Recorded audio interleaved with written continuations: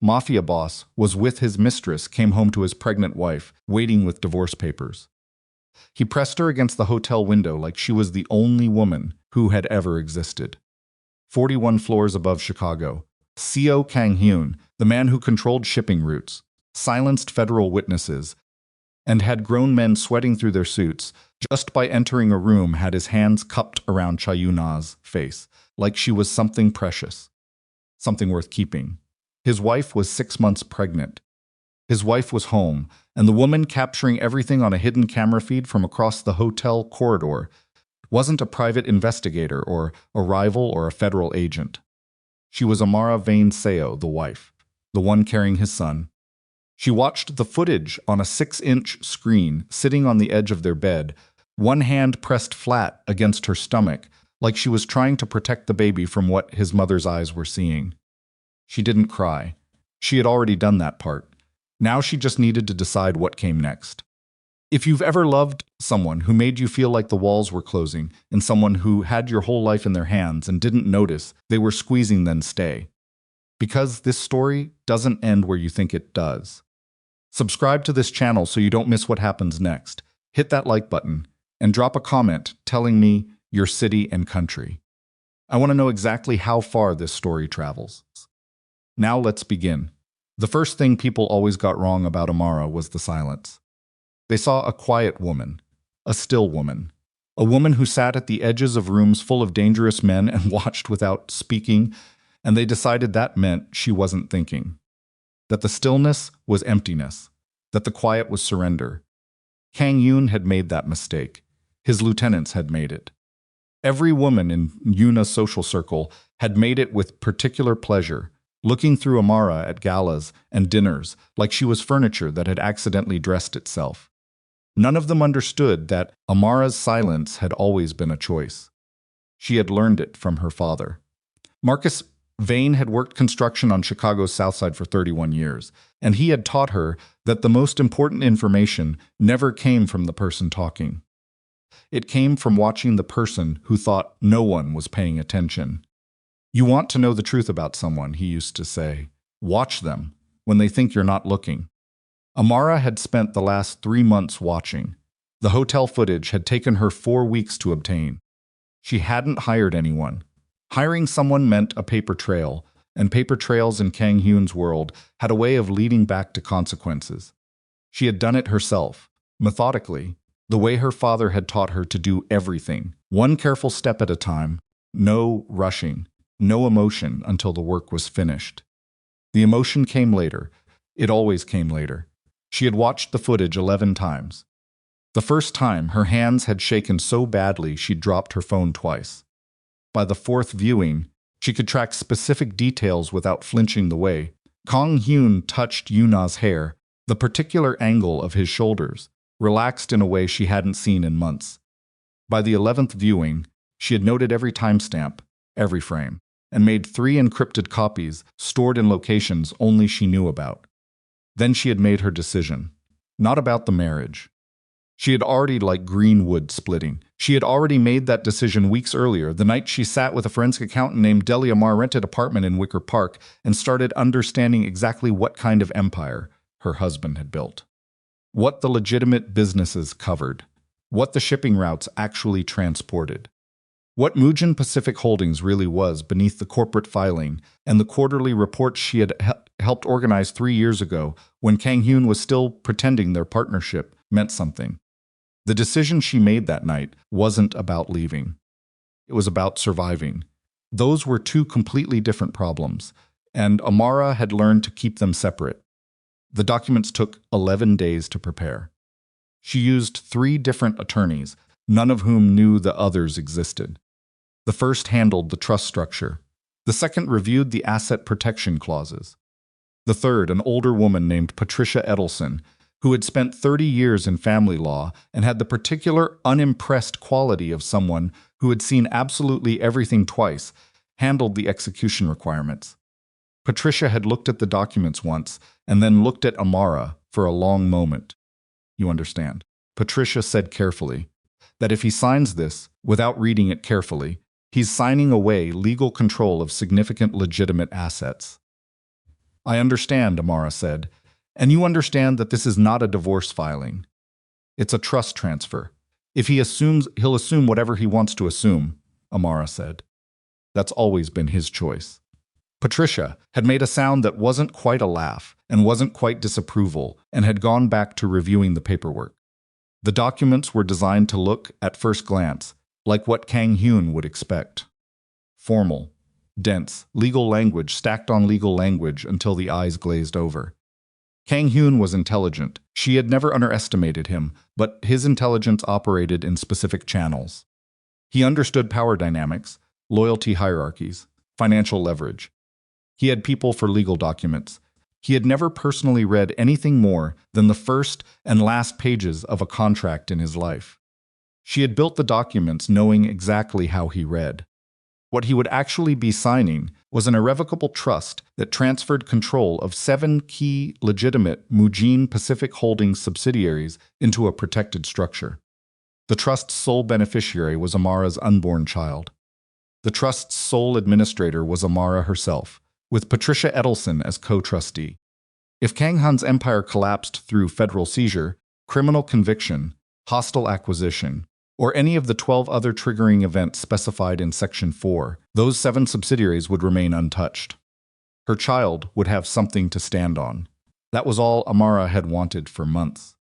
Not victory, not revenge, not the satisfaction of watching Kang-hyun's expression when he finally understood how badly he had underestimated her. Just something to stand on. He came home on a Thursday. She heard the security alarm chirp the way it always did, heard the particular rhythm of his footsteps on the marble foyer, and felt her body go still in a way that had nothing to do with calm.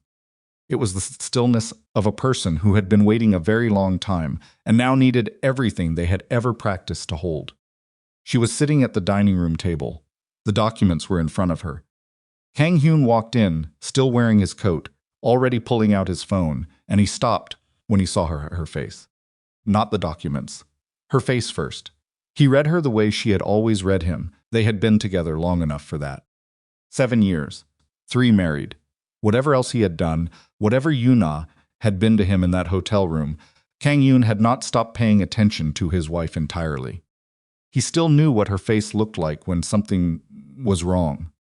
He put his phone in his pocket. Amara. She didn't answer. He came further into the room and saw the documents on the table. She watched him take them in. Watched the quick calculation behind his eyes, the way he assembled the scene, her stillness, her expression, the formal papers laid out with the precision of someone who had planned this moment. His jaw tightened. Then something happened that told her more about him than anything she'd witnessed. In 3 years of marriage, he almost smiled. It was the smallest thing. A millimeter of movement at the corner of his mouth.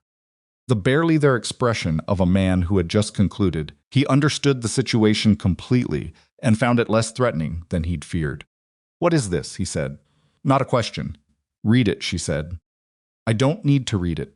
He pulled out the chair across from her and sat down, deliberate, taking his time, and she recognized the performance Kang-hyun establishing control of the room, even when he was the one who had just walked in.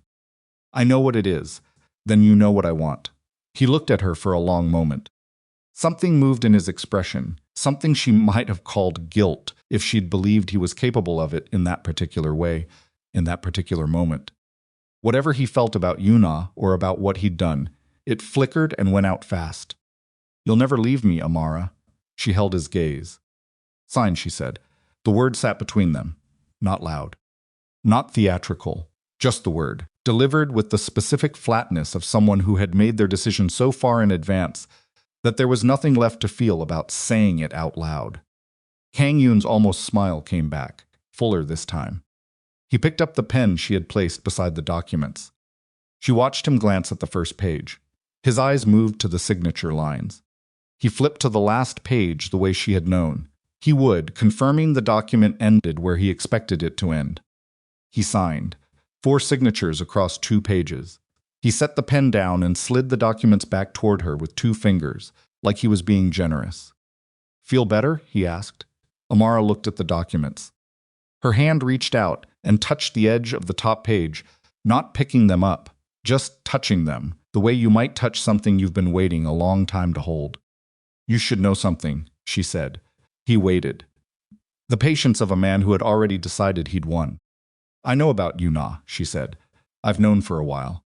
His expression didn't change. That was its own kind of answer. And I know, Amara said, who she is to Jang Taeguk. The silence that followed was different from the silences before it. Kang-hyun went very still, and Amara finally understood something she had wondered about for months, whether in the moment she revealed what she knew, she would feel afraid.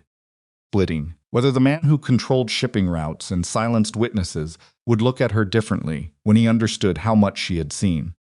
He wasn't looking at her differently. He wasn't looking at her differently. He was looking at her like he'd just realized the floor had disappeared beneath his feet. What did you say? He said. His voice had changed. The performance was gone. Whatever Kang-hyun Seo was, in a boardroom or at a dinner table or in a hotel room with a woman who wasn't his wife, all of it had dropped away. And what was left was something rawer. Something almost frightened. Cha Yuna, Amara said carefully, pronouncing each syllable like she was filing a document, is a primary financial conduit for Taeguk's offshore network. She has been for at least 3 years. The account structures she uses route through 4 shell companies registered in the Caymans, 2 in Singapore, and 1 domestic LLCs registered in Nevada, under a name you would not recognize. She stopped. Kang-hyun was staring at her. She's been inside your operation for 6 months, Amara said. The person who cleared her background check works for you. Worked for you, she corrected herself without emphasis. I think you should look at who ran that clearance and when they started having money problems. The room was silent for a long time. Outside, Chicago moved the way it always did: traffic, wind, the distant compression of a city that didn't slow down for anyone's private disaster. Kang-hyun looked down at the documents he had just signed. He picked them up. He read the first page. His eyes moved slowly, and she watched the precise moment, 2/3 of the way down the page, when he understood what he was holding. What he had actually signed. His head came up. He looked at her. Amara, the trust is irrevocable, she said. Patricia Edelson is co-trustee. I had it executed this morning. She stood up from the table. Whatever happens to Mujin Pacific, whatever Taeguk's people have planned, whatever your war looks like, when it finally starts, our son will have something that can't be touched. He stopped. I knew you wouldn't read it, she said. Not unkindly, simply. He stood there holding the documents he had signed, with the casual arrogance of a man who had never once believed his wife was capable of surprising him, and she watched the full weight of the last 3 months land on him all at once. The affair, the documents, Taeguk, Yuna, the trust. Everything she had known and said nothing about, while he carried another woman's perfume home and smirked at the papers on his desk. How long, he said. His voice was strange, quiet in a way she'd rarely heard from him. How long have you known about Taeguk and Yuna? Long enough, Amara said, to protect our child. She picked up her bag from the chair beside her. It was already packed. Had been packed for 6 days, moved from place to place, with the specific patience of someone who knew that when this moment came, she would need to leave quickly. The information about Taeguk's network is in your secure system, she said. I uploaded it 3 hours ago. Bank account structures, transaction histories going back 18 months, communications between Yuna and his people. Everything I found. Kang-hyun was still holding the documents. You did this by yourself, he said. It wasn't entirely a question. You taught me a lot, she said, without meaning to. About how money moves, about what people try to hide, about the difference between what someone tells you and what the paperwork actually says. She looked at him one more time. Her husband, the man who had slept beside her for 3 years and had apparently decided somewhere along the way that what she didn't know wouldn't hurt either of them. The man who had built an empire on anticipating betrayal and had never once turned that particular talent toward the woman in his own bedroom. The documents you signed, she said, are registered with the court. Call Patricia if you have questions about the terms. She paused. I'd recommend reading the whole thing this time. She walked toward the door. Behind her, she heard him move. Not toward her, not a hand on her arm, not a raised voice. A sound like green wood splitting, Just the sound of a man sitting back down at a table in a room that had just become significantly more complicated than it had been 20 minutes ago, looking at papers he should have read before he picked up the pen. Amara walked out the door. The elevator came. She stepped in. The doors closed. She pressed her palm flat against her stomach again, the way she had been doing for weeks, not from fear, not from anxiety, but from the specific need to feel something real beneath her hand. Something that was actually hers. "We're okay," she said quietly, to no one but her son. The elevator descended. Outside, Chicago was cold and gray and fully indifferent to the disaster unfolding in a penthouse 41 floors above it, and Amara Vane Seo walked out into it with her bag over one shoulder and 3 months of careful preparation in her pocket, and the particular expression of a woman who had always known that the real work was only just beginning. She hadn't left because she was finished. She had left because the next part required room to move. And she had never been able to breathe properly in rooms that CEO Kang-hyun controlled. The night Amara walked out of the penthouse, she drove to a place Kang-hyun had never been. Not because she had hidden it from him deliberately, at least not at first. The apartment on West Fulton was something she had rented 14 months ago using her maiden name and a separate bank account she had maintained since before the marriage, a habit her father had drilled into her, so hard it had become reflex. Marcus Vane had watched too many women in their neighborhood lose everything when a relationship ended badly, and he had told his daughter once, when she was 17 and he was helping her open her first savings account, that a woman should always have a door she can walk through that belongs only to her. She had never told Kang-hyun about the account. She had told herself, for the first 2 years of marriage, that it was just a habit, just her father's voice in her head, not a prediction.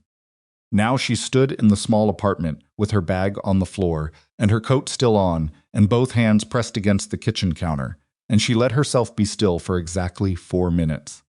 She had learned to time these moments, give the body what it needs, then move. 4 minutes of stillness, breathing through it, feeling the specific weight of what she had just done sense and settle into her bones. Then she took off her coat, put water on to boil, and opened her laptop. She had work to do. Delia Marsh arrived at 6:15 in the morning, carrying 2 coffees, and the particular expression of a woman who had been doing illegal adjacent financial forensics for 11 years and had stopped being surprised by anything approximately 8 years ago. She was 44, Korean-American, with close-cropped natural hair going silver at the temples and the habit of speaking in incomplete sentences when she was thinking hard. She had been Amara's most important resource for the past 3 months and her closest secret for even longer than that. They had met at a continuing education seminar on forensic accounting 4 years ago, back when Amara was still doing contract bookkeeping work before Kang-hyun had, gently and systematically, reduced the practical need for her to work at all. Delia had noticed Amara's questions during the breakout session structural, the kind that came from someone who understood money at a mechanical level and had introduced herself afterward. Their friendship had been genuine before it became useful.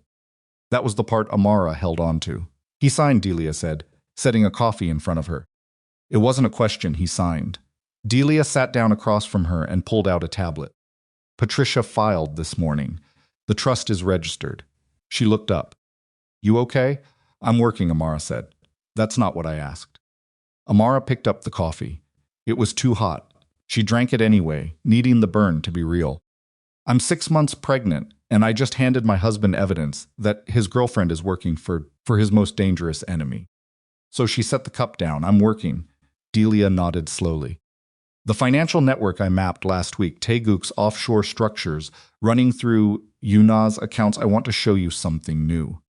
Turn the tablet around. Amara looked at the screen. It took her a moment to understand what she was seeing, and when she did, she felt the specific cold that had nothing to do with temperature. "This transaction," she said, pointing. "This one here. Happened 6 days ago," Delia said. 3.2 million moved from a Nevada LLC into a holding account registered to a company called Hanrei Consulting. I spent 2 days tracing Hanrei. And Hanrei's beneficial owner," Delia said carefully, "is a man named Park Yeon-soo."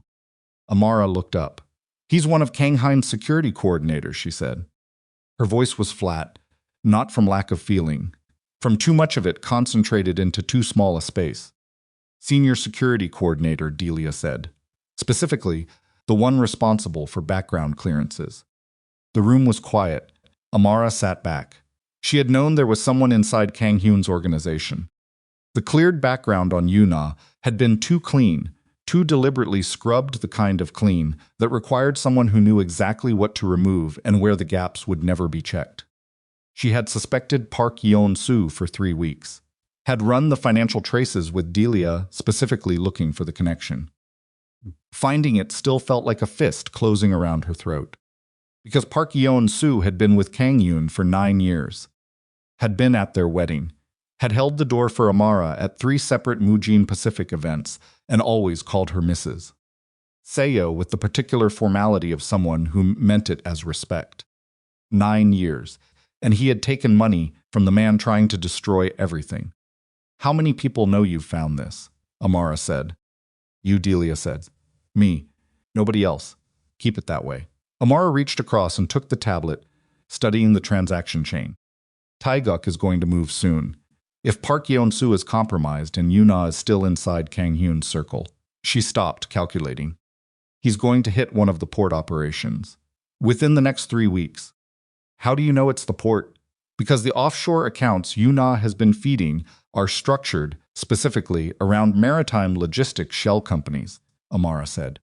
Taeguk doesn't want Mujin Pacific's territory. He wants the shipping routes. The port connections are where the real value is.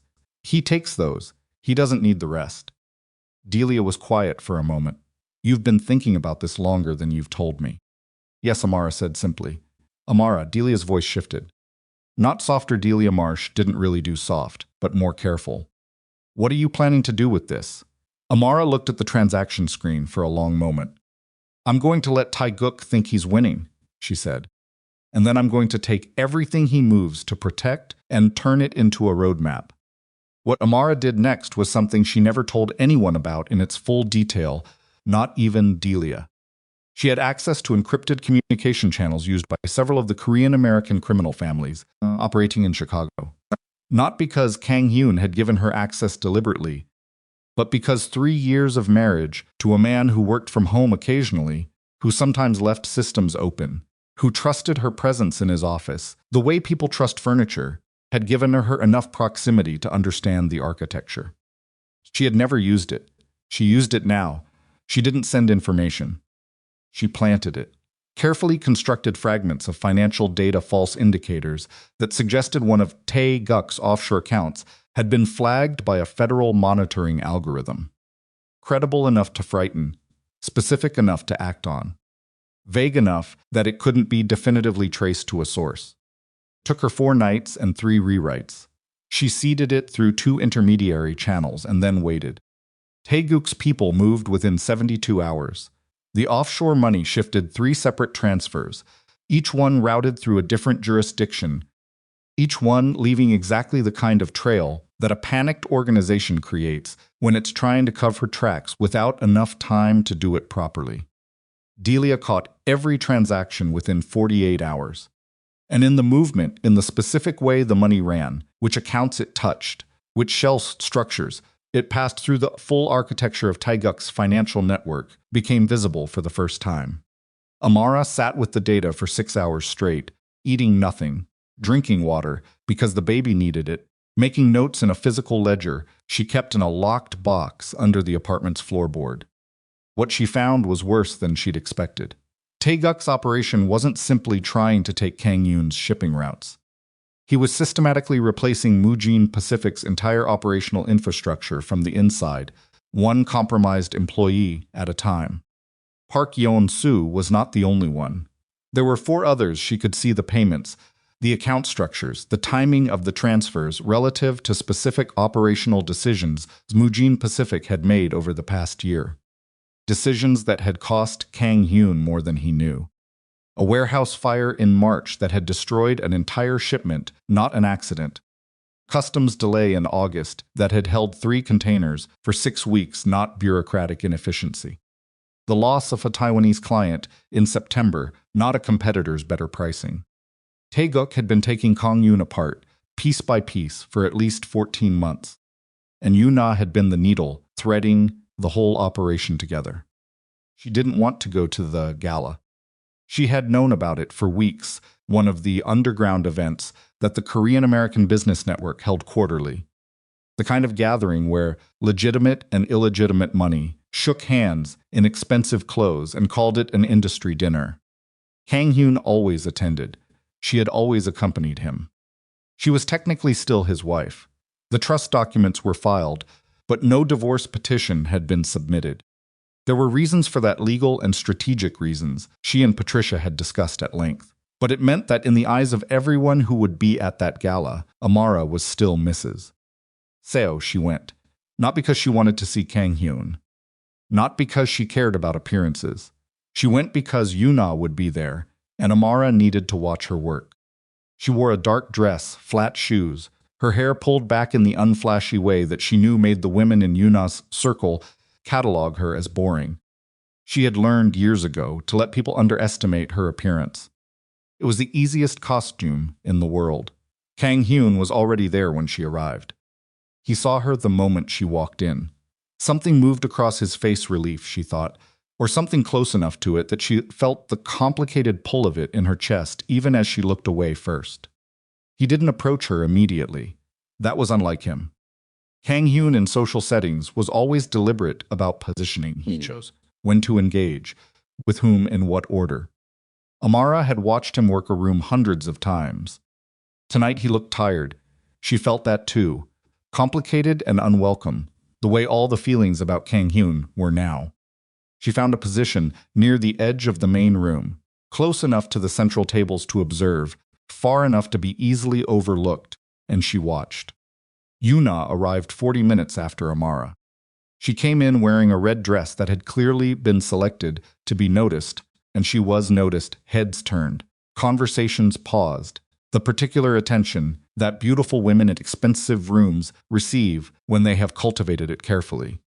She moved through the space with the ease of someone who had always belonged in rooms like this. She also, Amara noted, made 3 separate conversations happen that shouldn't have been casual. A brief exchange with a shipping executive from the West Coast network. A longer conversation with a man Amara recognized as one of Taeguk's financial brokers. A moment with Park Yeon-soo that lasted 40 seconds and involved no visible document or phone, but included a specific hand gesture, fingers against the forearm that Amara filed and held. She had been watching for 26 minutes when Yuna found her. It was deliberate. Amara could see it from across the room the moment Yuna's eyes landed on her, the decision made in real time, the path chosen through the crowd. Yuna stopped beside her with a champagne glass and the smile of someone who had absolutely nothing to lose. "Amara," she said warmly, like they were old friends. "I didn't know you were coming tonight." "I'm still his wife," Amara said. Pleasantly. Yuna's smile didn't waver. Her eyes dropped briefly, deliberately, to Amara's stomach. "Of course. How are you feeling?" "The pregnancy looks—" She paused with exquisite timing. "Exhausting." "I'm fine. You should be resting." Another glance at her midsection, this one less subtle. "At your stage, the stress can't be good." All this, she gestured vaguely at the room, at the marriage, at the entire situation. "It takes a toll." Amara looked at her. She had rehearsed, in the quiet of the West Fulton apartment, what she would say if this moment came. She had prepared responses that were careful, controlled, strategically neutral. She didn't use any of them. "You look tired too," Amara said. "Around the eyes. That's stress usually." She tilted her head slightly. "Or it's the kind of tiredness that comes from holding a lot of information that belongs to other people. That particular kind never really goes away, does it?" Yuna's smile stayed, but something behind it shifted. "I don't know what you mean," she said. "I know," Amara said simply. She turned away before Yuna could respond, and she moved slowly across the room, because her feet hurt and her back, and she was 6 months pregnant and had been standing for 2 hours, and none of that was going to stop her from doing what she had come here to do. Across the room, she found Kang-hyun's eyes. He had been watching the exchange with Yuna. His face was still, the way it got when he was pulling information together, running calculations. She looked at him for exactly 3 seconds. Then she looked away. She was in the far hallway, near the coat room, when the nausea hit. It came fast the way it sometimes did, not the gradual rolling warning, but the sudden cold sweat, the saliva flooding her mouth, the absolute non-negotiable insistence of a body that had its own agenda entirely separate from her plans. She made it to the bathroom. Barely. Afterward, she sat on the closed lid of a toilet in a stall in the women's bathroom of an underground criminal gala and pressed the back of her hand against her mouth and breathed. Just breathed.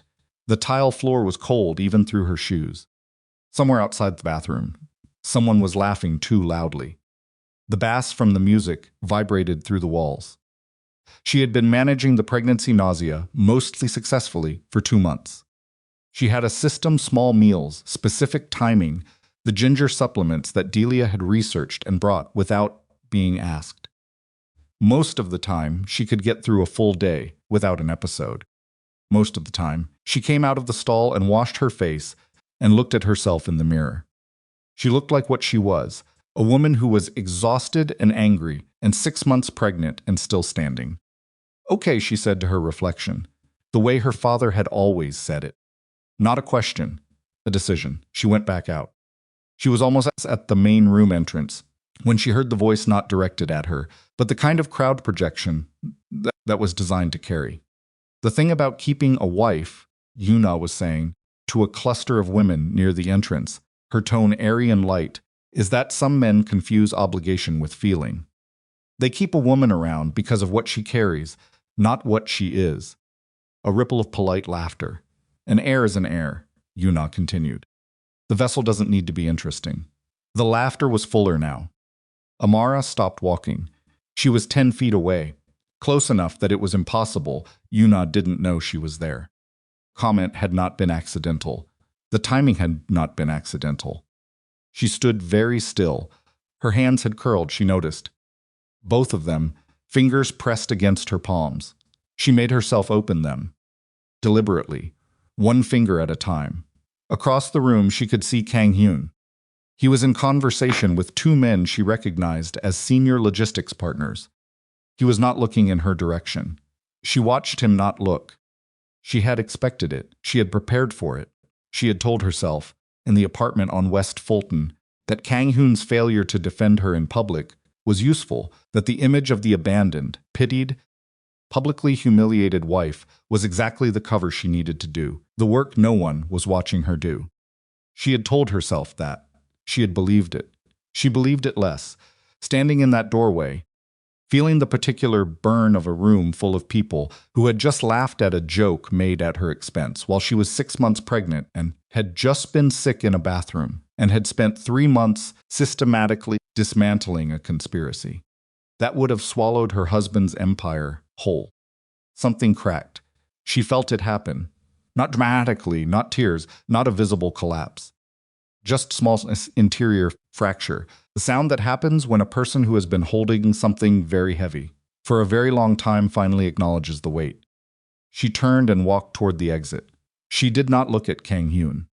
She did not look at Yuna. She walked out into the cold Chicago night, and the air hit her face, and she stood on the sidewalk and breathed for a long time, and then she took out her phone and called Delia. I need to move faster, she said when Delia picked up. What happened? Nothing I didn't expect. She flagged a cab with her free hand. I need to move faster anyway. Can you have the full Taeguk network map ready by Thursday? Pause. If I don't sleep, I'll pay your overtime. Amara, Delia's voice, careful again. Are you okay? She got in the cab, gave the West Fulton address, watched Chicago slide past the window. I know what I'm doing, she said, which wasn't the same thing. But Delia didn't push it, and Amara didn't offer more, and the cab moved through the city, and she held her phone against her thigh and pressed her other hand flat against her stomach. We're still okay, she said quietly. The baby moved, closed her eyes. The information about Taeguk's planned attack reached Kang-hyun's organization on a Monday morning. Amara had not sent it to Kang-hyun directly. She had no way to do that without revealing more than she was ready to reveal. Instead, she had routed it through a channel that Mujin Pacific's senior security team and monitored independently a flag, in a system she had learned about by sitting in the same room as the people who ran it, being quiet and paying attention. The flag indicated that a specific cargo shipment scheduled to arrive at Mujin Pacific's Lake Michigan port facility on Thursday was not what its documentation claimed it to be. The real cargo, documented in the financial records Delia had traced, was $750,000 in equipment, designated for arrival operation, that would, if installed, give Tae-guk's people direct monitoring access to Mujin Pacific's internal logistics communications. She had flagged it. She had not signed her name. She had made sure there was no way to trace it back to her. And then she had waited. She heard about the result through Delia, who had a contact inside the logistics network, who reported on Thursday morning that the shipment had been intercepted, the equipment seized, and 2 men attempting to oversee the installation had been taken by Kang-hyun's security team for questioning. Tae-guk's operation had been stopped, and then she heard something she hadn't expected. Kang-hyun had called a meeting of his senior organization. All of them. The kind of meeting he held maybe twice a year, in a location that rotated and was communicated only hours in advance. And at that meeting, according to Delia's contact, who had it from someone who had been in the room, Kang-hyun had stood up and said something that had made a room full of people who had spent years in organized crime go quiet. He had told them that the intelligence that stopped Thursday's attack had not come from inside his security structure. It had come from his wife, the woman they had watched get humiliated at a gala 2 weeks ago. The woman Yuna had called a vessel in front of a laughing room. Amara heard this and sat with it for a long time. She felt something she hadn't expected to feel, not satisfaction exactly, and not relief. Something more ambiguous, the particular strangeness of being seen accurately by the person who had failed to see you clearly for years. She pressed her hands against the table. She had saved his operation. She had fed him intelligence that stopped a significant attack, protected his port access, and handed him evidence that would allow him to identify 3 more compromised employees. And she had done it from a small apartment using a locked ledger and a forensic accountant, and the skills her father had taught her before she was old enough to understand why she'd need them. Tae-guk now knew she had interfered. That was the problem with being seen accurately by the right person. It meant being seen by the wrong ones too. She was still sitting at the table, working through the implications, when her phone buzzed. Unknown number, but the area code she recognized. She answered. The voice on the other end was male, Korean accented, and very calm. He identified himself with no name and no organization, and said only, "Mrs. CO, you've been busy. We'd like you to understand that we noticed." The line went dead. Amara put the phone down. She looked at it for a long time. Then she picked up her ledger and her encrypted drive and her phone, and she moved quickly. A sound like green wood splitting with the specific efficiency of a woman who had spent 3 months preparing for the moment when preparation was no longer enough, and speed became everything out of the West Fulton apartment, down the back stairs, into the cold air of a Chicago morning that had just become something considerably more dangerous than it had been the night before. Jang Tae-guk knew her name now, and every contingency she had built, the trust, the distributed evidence, the independent attorneys holding sealed packages she had sent them 6 weeks ago, all of it had been constructed for exactly this moment. She had protected her child from Kang-hyun's empire collapsing. She had not fully protected herself from becoming a target. There was a difference, and she had known it, and she had chosen the child's safety first because there was no version of the math where that wasn't the right answer. But standing in the cold outside a building she could no longer safely return to, 6 months and 3 weeks pregnant, with a phone call from Tae-guk's people still ringing in her memory, Amara felt the full weight of a truth she had been carrying since the beginning. She had outsmarted everyone in that room, and she was still alone. The city moved around her, indifferent and enormous, and she pulled her coat tighter and started walking, because standing still was no longer something she could afford to do. She walked for 6 blocks before she let herself stop. Not because she was tired, though she was. The pregnancy weight had redistributed itself in the past 2 weeks, Mrs., in a way that made her lower back ache steadily by mid-morning. She stopped because 6 blocks was far enough from West Fulton to think clearly, and she needed to think clearly more than she needed anything else right now. The phone call had been a message, not a threat. Not yet. Taeguk's people didn't announce threats. She had learned enough about how his organization operated to know that. When they decided to move against someone, they moved. They didn't call first. The call was something else. It was information. They were telling her they saw her, and they were watching to see what she did next. Which meant she still had time. She flagged a cab on Michigan Avenue and gave an address on the north side, not her destination, just a direction. She would redirect twice more before she reached where she was actually going. Another habit from the past 3 months, built so slowly it had stopped feeling like paranoia and started feeling like breathing. In the cab, she opened the encrypted notes on her phone and started working through the contingency list she had built 6 weeks ago and updated every Thursday since. The sealed packages were the most important thing. 3 attorneys, none of whom knew about the others, each held a sealed envelope containing a different portion of the Taeguk network documentation. Each envelope had instructions. If Amara did not make contact within a specific window, the contents were to be forwarded to a specific federal address. She had structured it so that no single attorney held enough information to understand the full picture, but the 3 packages together would give federal investigators everything they needed. The packages could survive without her. That was the point. That had always been the point. She redirected the cab at Wacker, got out on a corner she knew had no working cameras on the north-facing block, and walked the rest of the way to the hotel she had booked under Delia's cousin's name 2 weeks ago, the one she had designated in her notes as Emergency Position 2. It was nothing like the penthouse. Narrow room, window facing a parking structure, air conditioner that ran loud even in November. She had stayed in worse. She had grown up in a house where the heating worked on negotiation terms, meaning sometimes it worked and sometimes it didn't, and you wore your coat to breakfast and didn't complain because Marcus Vane was doing everything a man could do and more. She sat on the edge of the bed and took her shoes off and pressed both thumbs into the arch of her right foot, working out the ache from 6 blocks on cold pavement, and she thought about Taeguk. She had built her strategy around one assumption, that she was not a primary target. That Taeguk's focus was Mujin Pacific's operational infrastructure and Kang-hyun's network, and that Amara, the quiet wife, the background figure, the woman nobody had taken seriously, for 3 years would remain beneath the threshold of direct engagement. The phone call had revised that assumption. She had made herself visible. The Thursday port operation had required it. She couldn't have flagged the shipment without creating a detectable trace, even a faint one. She had calculated that the risk was acceptable because the alternative was Taeguk installing monitoring equipment inside Mujin Pacific's logistics system, which would have given him real-time intelligence on every shipment and effectively handed him the network from inside. The math had been right. The operation had been correct. The consequence was that Taeguk now knew she existed as a variable. She picked up her phone and called Delia.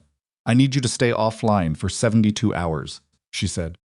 "Personal devices, work systems, everything. Physical only." Pause. "How they called me." Another pause longer. "Amara, 72 hours. Don't go to your apartment." "You have somewhere else?" "My sister's place in Evanston." "Go there. Take nothing digital. I'll reach you through the protocol we set up." They had established a physical dead drop system. 3 weeks ago, Amara had felt slightly ridiculous setting it up, like something from a movie, and had done it anyway because ridiculous precautions had a way of becoming necessary ones. "I'm going to go quiet for a few days. Keep building." Amara. Delia's voice was different now. Not the flat professional tone, something underneath it. The register of a person who had been holding worry at arm's length and was finding it harder to hold. "You're almost 7 months pregnant." "I know. I need you to hear me say this. This is past what I agreed to." "I know," Amara said again. "And then, because Delia deserved more than that, you can stop. Right now. Walk away from everything. And I'll make sure nothing connects back to you." I built it that way from the beginning. The firewall is solid. Silence. I'm not walking away, Delia said. I just need you to know that I am scared, and I need you to be careful. I'm careful, Amara said. Being careful is the only thing I'm good at. She hung up. She lay back on the narrow hotel bed with her coat still on and stared at the ceiling and gave herself 2 minutes this time, instead of 4, because 2 was all. She had left before the next problem needed her full attention. The rumors started on a Wednesday. She heard about them through a text from a number she recognized as belonging to one of the Mujin Pacific administrative staff, a woman named Helen Cho, who had been quietly friendly to Amata for 2 years, in the specific way that women in her position were friendly to the boss's wife, meaning carefully and without overcommitment. Helen's text said only, "People are talking. Thought you should know." I'm sorry, that was all. Amara stared at the text for a long time. She knew what people were talking about.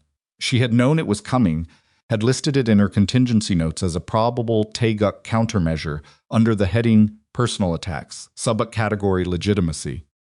It was the most obvious weapon available against a pregnant woman in her position, and Taeguk had proved himself to be methodical. She had known it was coming. Knowing it was coming, and standing in a narrow hotel room, reading a text from a near stranger's sympathy and feeling it land anyway were 2 different experiences. The rumor was this: the baby was not Kang-hyun's. She sat with that for a long moment.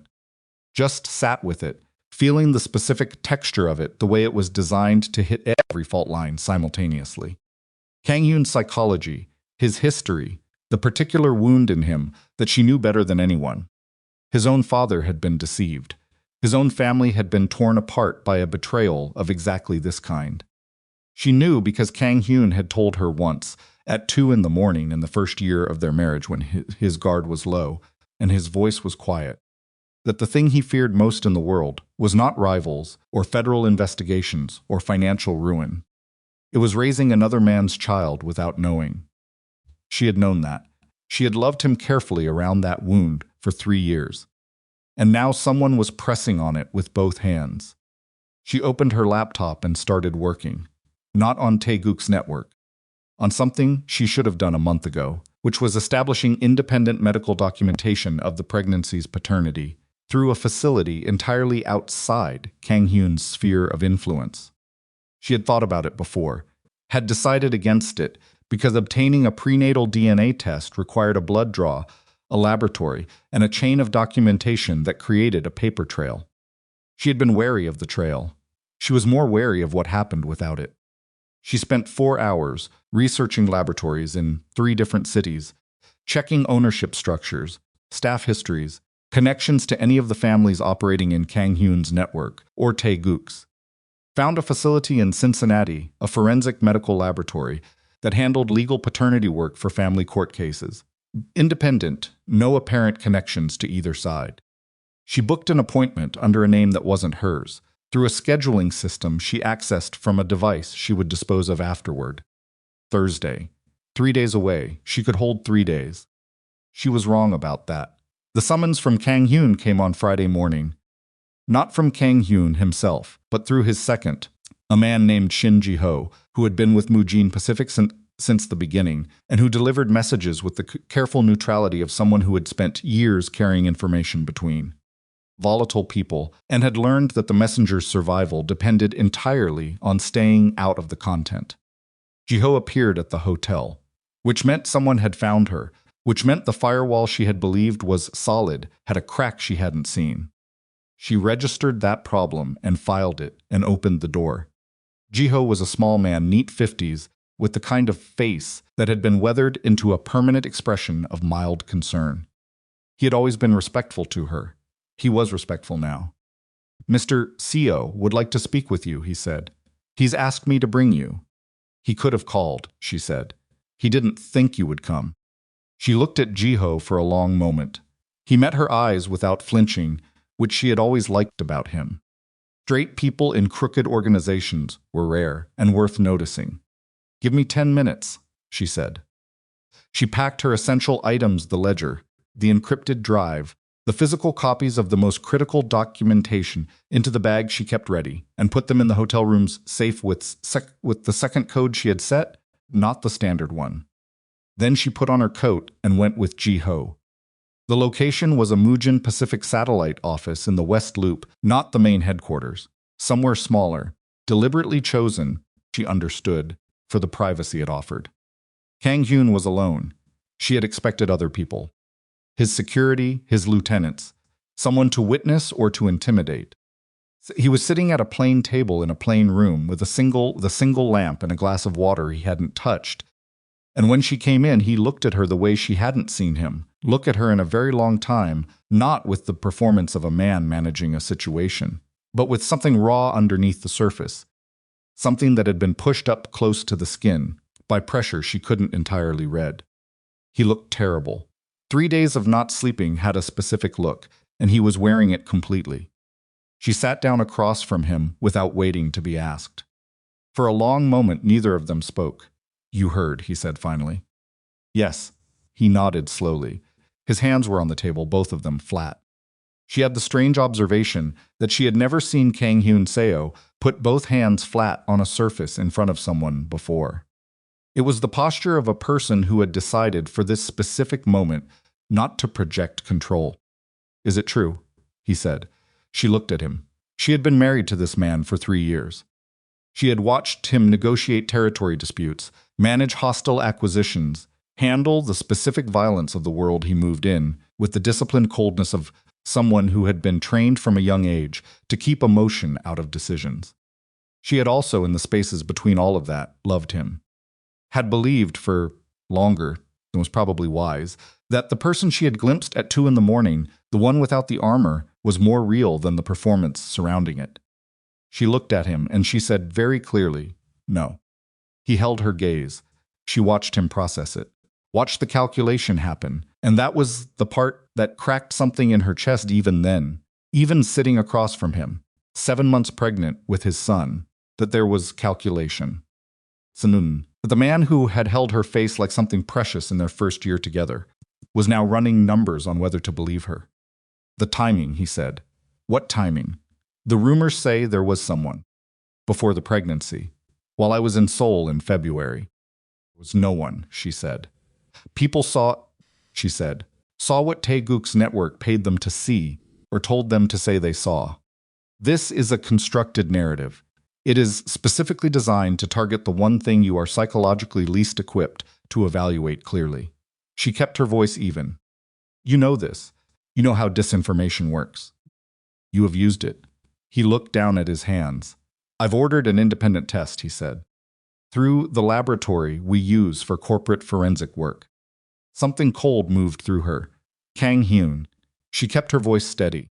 "The laboratory you use for corporate forensic work has staff that Park Yeon-soo vetted. I gave you Park Yeon-soo's financial connection to Taeguk weeks ago." He looked up. "The chain of custody for any test coming out of that facility cannot be trusted," she said. "You need an independent laboratory, completely outside your network and mine." "I've already ordered it," he said. She felt the cold become something larger. "Through which lab?" he told her. She knew the name. She had seen it in Mujin Pacific's vendor files 2 years ago. And she had also, 3 weeks ago, seen a payment from one of Taeguk's shell companies to a laboratory services holding company whose subsidiary network included. She was pulling the exact connection from memory, checking it. Yes, included the laboratory Kang-hyun had just named. She had not flagged that connection in the intelligence she'd sent him. She had not flagged it because at the time it had seemed peripheral, a minor financial link, not an operational one. She had been prioritizing the port operation and the compromised security staff and the offshore money movement, and she had looked at that laboratory connection and classified it as background noise. She had been wrong. "Cancel it," she said. The steadiness in her voice cost her something she didn't have a name for. "Cancel the test, and I will give you the connection right now, the payment trail between that laboratory's parent company and Taeguk's network. I found it 3 weeks ago. I should have flagged it. I didn't. That was my mistake, and I am telling you about it now." Kang-hyun looked at her for a long time. "The test was submitted yesterday," he said. "Results come back in 48 hours. The room was very quiet. Amara sat with that. She was good at numbers. She had been good at numbers since she was 9 years old and helping her father reconcile his contractor invoices at the kitchen table. She ran the numbers now, and they were simple, and they were devastating. The test had been submitted yesterday, which meant even if she could get to that laboratory right now and demonstrate the ownership connection and demand the process be halted, the sample was already in a compromised chain of custody. Whatever result came back in 48 hours, it could not be trusted. And Kang-hyun, who had grown up in the specific shadow of the specific betrayal she had always understood was his deepest wound, was going to receive a result that Taeguk's people had already prepared for him.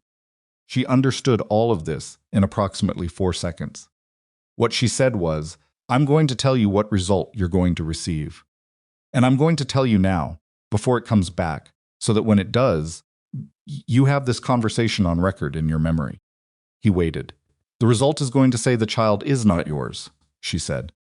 "Because Taeguk's people come and they will substitute a fabricated result, and the document you receive will look completely legitimate and will be completely false." She watched his face. "I need you to hear me," she said. "Not as your wife. As someone who has spent 3 months saving your operation from the inside, using nothing but a ledger and a forensic accountant and the skills I learned from my father before I was old enough to drive. I need you to hear what I am telling you before the result comes back, and your history makes it impossible for you to hear anything at all." The silence stretched. "The child is yours, Kang-hyun," she said. "He has always been yours. There has never been anyone else. And in 48 hours, someone who wants to destroy your empire is going to hand you a document designed to make you destroy your own family instead, because that is cheaper and cleaner and more permanent than anything else he could do to you." Kang-hyun looked at his hands on the table. She watched him. She had told him everything she could tell him. She had said it plainly and without performance, and she had given him the full truth, and now there was nothing left but the waiting. And she had never in 3 years of marriage hated anything as much as she hated the fact that the truth was not going to be enough.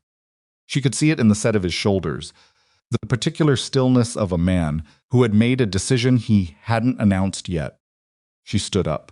"I'm going to obtain documentation from the Cincinnati laboratory I identified independently," she said. "The facility is clean. The chain of custody will be documented. I'll have results within a week." She picked up her bag. "Whatever you receive in 48 hours, wait for mine." He didn't respond. She walked toward the door. "Amara." She stopped, didn't turn around. "I want to believe you," he said. She stood very still. "I know," she said. She walked out. The 48 hours were the longest she had experienced since the pregnancy began. She went to Cincinnati on Friday. The laboratory appointment was under the false name she had booked. She gave the blood sample, documented everything with a personal camera she had brought, the technician's credentials, the sample handling process, the chain of custody forms, and paid in cash, and left with confirmation that results would be available within 5 to 7 business days. She drove back to Chicago. She found a new position, a short-term rental in Pilsen. She had identified last month as emergency position 3, and she set up her laptop and her ledger. And she worked because working was the only thing that held the specific terror of waiting at a manageable distance. On Saturday night, Delia reached her through the dead drop protocol with a message that said only movement in the accounts. "Something's happening," she responded. "Document everything. Don't act yet." On Sunday morning, she received a call from a number she recognized as belonging to Kang-hyun's main headquarters. Not Kang-hyun Jiho again. His voice was different this time. The careful neutrality was still there, but something had pushed through underneath it. Something that sounded, if she were being precise, a man who had been asked to make a call he found deeply uncomfortable and was executing it with professional discipline, because that was what he had done for 30 years, and he didn't have another mode. "Mr. Seo has received the laboratory results," Jiho said. "He's asked me to inform you that based on the findings, he is requiring you to vacate the SEO properties and—" "Jiho," she said. He stopped. "Tell me exactly what result the document shows." Pause. Longer than it needed to be. "The test indicates," Jiho said carefully, "that Mr. Seo is not the biological father." She had known. She had told Kang-hyun. She had said the words out loud in that plain room with the single lamp, and she had watched his face and she had known. Knowing it was coming did not stop her body from responding as if it hadn't. Her free hand pressed flat against the wall beside her. Her breath came out wrong, not a gasp, not a sound, just an exhale that took longer than it should have and left her chest feeling hollow. "The properties," she said. "The penthouse, the secondary residence in Lincoln Park, and the accounts designated as household." "I don't need the properties," she said. "The trust is filed and registered." He knows that. Whatever he decides about the marriage, the trust structure is legally independent. "Yes," Jiho said quietly. "I know, I reviewed it myself." Another pause. "Mrs. C.O., I want you to know that He stopped. Started again. "I am sorry. For what it's worth." "It's worth something," she said. "Thank you, Jiho." She hung up. She stood in the Pilsen apartment with her hand against the wall and her phone in her other hand, and she breathed. Counted breaths the way she had been doing, since the hotel bathroom at the gala, since the night in West Fulton when the call came, since the moment in the penthouse when Kang-hyun smirked at the documents he hadn't read. The baby moved. She pressed her palm against her stomach, and for a long moment she just stood there, feeling that movement, the small insistent reality of it, the weight and warmth, and the absolute refusal of a 7-month-old fetus to be aware of or affected by any of the catastrophe surrounding his arrival into the world. "I know," she said quietly. "I know." She had the Cincinnati results coming. She had the documentation. She had 3 sealed packages with 3 independent attorneys, and a federal contact and financial evidence that could dismantle Tae-guk's network with or without anyone's cooperation. What she did not have was time, because Tae-guk now knew that Amara had accessed the financial data that exposed his offshore structure, and he knew that she had stopped the port operation, and he knew that she had fed him false intelligence that caused him to move money in a traceable pattern, and he knew that somewhere outside Kang-hyun's compromised network, an independent laboratory had Amara's blood and a sample from the man she had named as the biological father. If that Cincinnati result came back clean, if a legitimate document established unambiguously that the child was Kang-hyun's, Tae-guk's entire constructed narrative collapsed, which meant Tae-guk needed to prevent that result from mattering. And the fastest way to prevent a result from mattering was to make the person carrying it irrelevant. She pulled up her phone and started moving through her contact list, not digital contacts, the mental she had built over 3 months of careful human navigation. The obstetric specialist in Evanston. The medical team she had quietly arranged 4 months ago when she first understood that her pregnancy might become a target. The location of emergency position 4, the one she had designated as the endpoint, the place far enough from the city that access required advanced knowledge and planning. She had built all of it. She picked up the ledger and the encrypted drive, and she packed the Pilsen apartment in 11 minutes, and she walked out into a gray Chicago afternoon that felt like the world had contracted to a single point. She had been outmaneuvered once the laboratory, the chain of custody, the compromised result.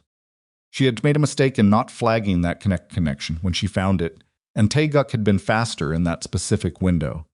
She was not going to give him a second window.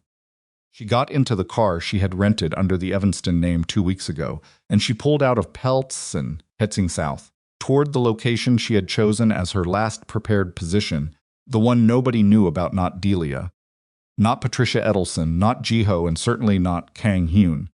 She drove with both hands on the wheel and the heat running and the radio off, and behind her the city that had held her life for 7 years. Got smaller in the mirror, and ahead of her was a road she had mapped in April when she was barely showing, and already understood that the safest thing she could do was prepare for the worst and hope she never needed it. The phone rang. Unknown number. Different area code from the last one. She looked at the road ahead. She let it ring. She drove.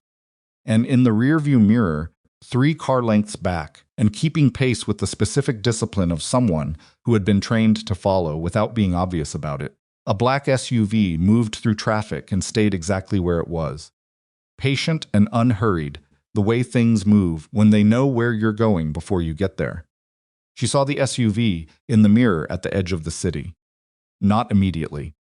She had been driving for 20 minutes, watching traffic the way she had trained herself to watch it over 3 months, not staring at the mirror, which was obvious, but using it in 2-second intervals, logging what stayed consistent.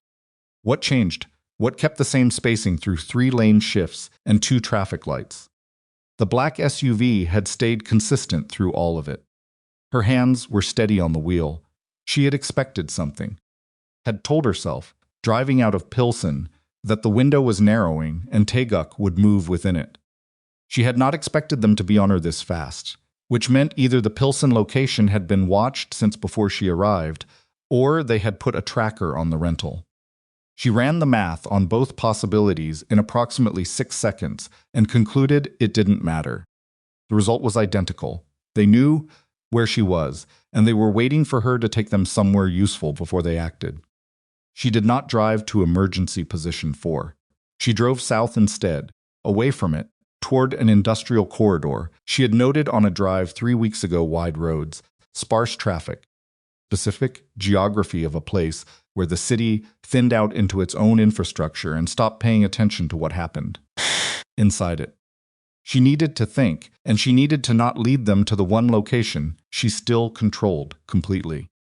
Her phone buzzed on the passenger seat. Not a call, a text from Delia's dead drop protocol, which meant Delia had broken protocol to reach her directly, which meant something had happened that Delia had decided was worth the risk.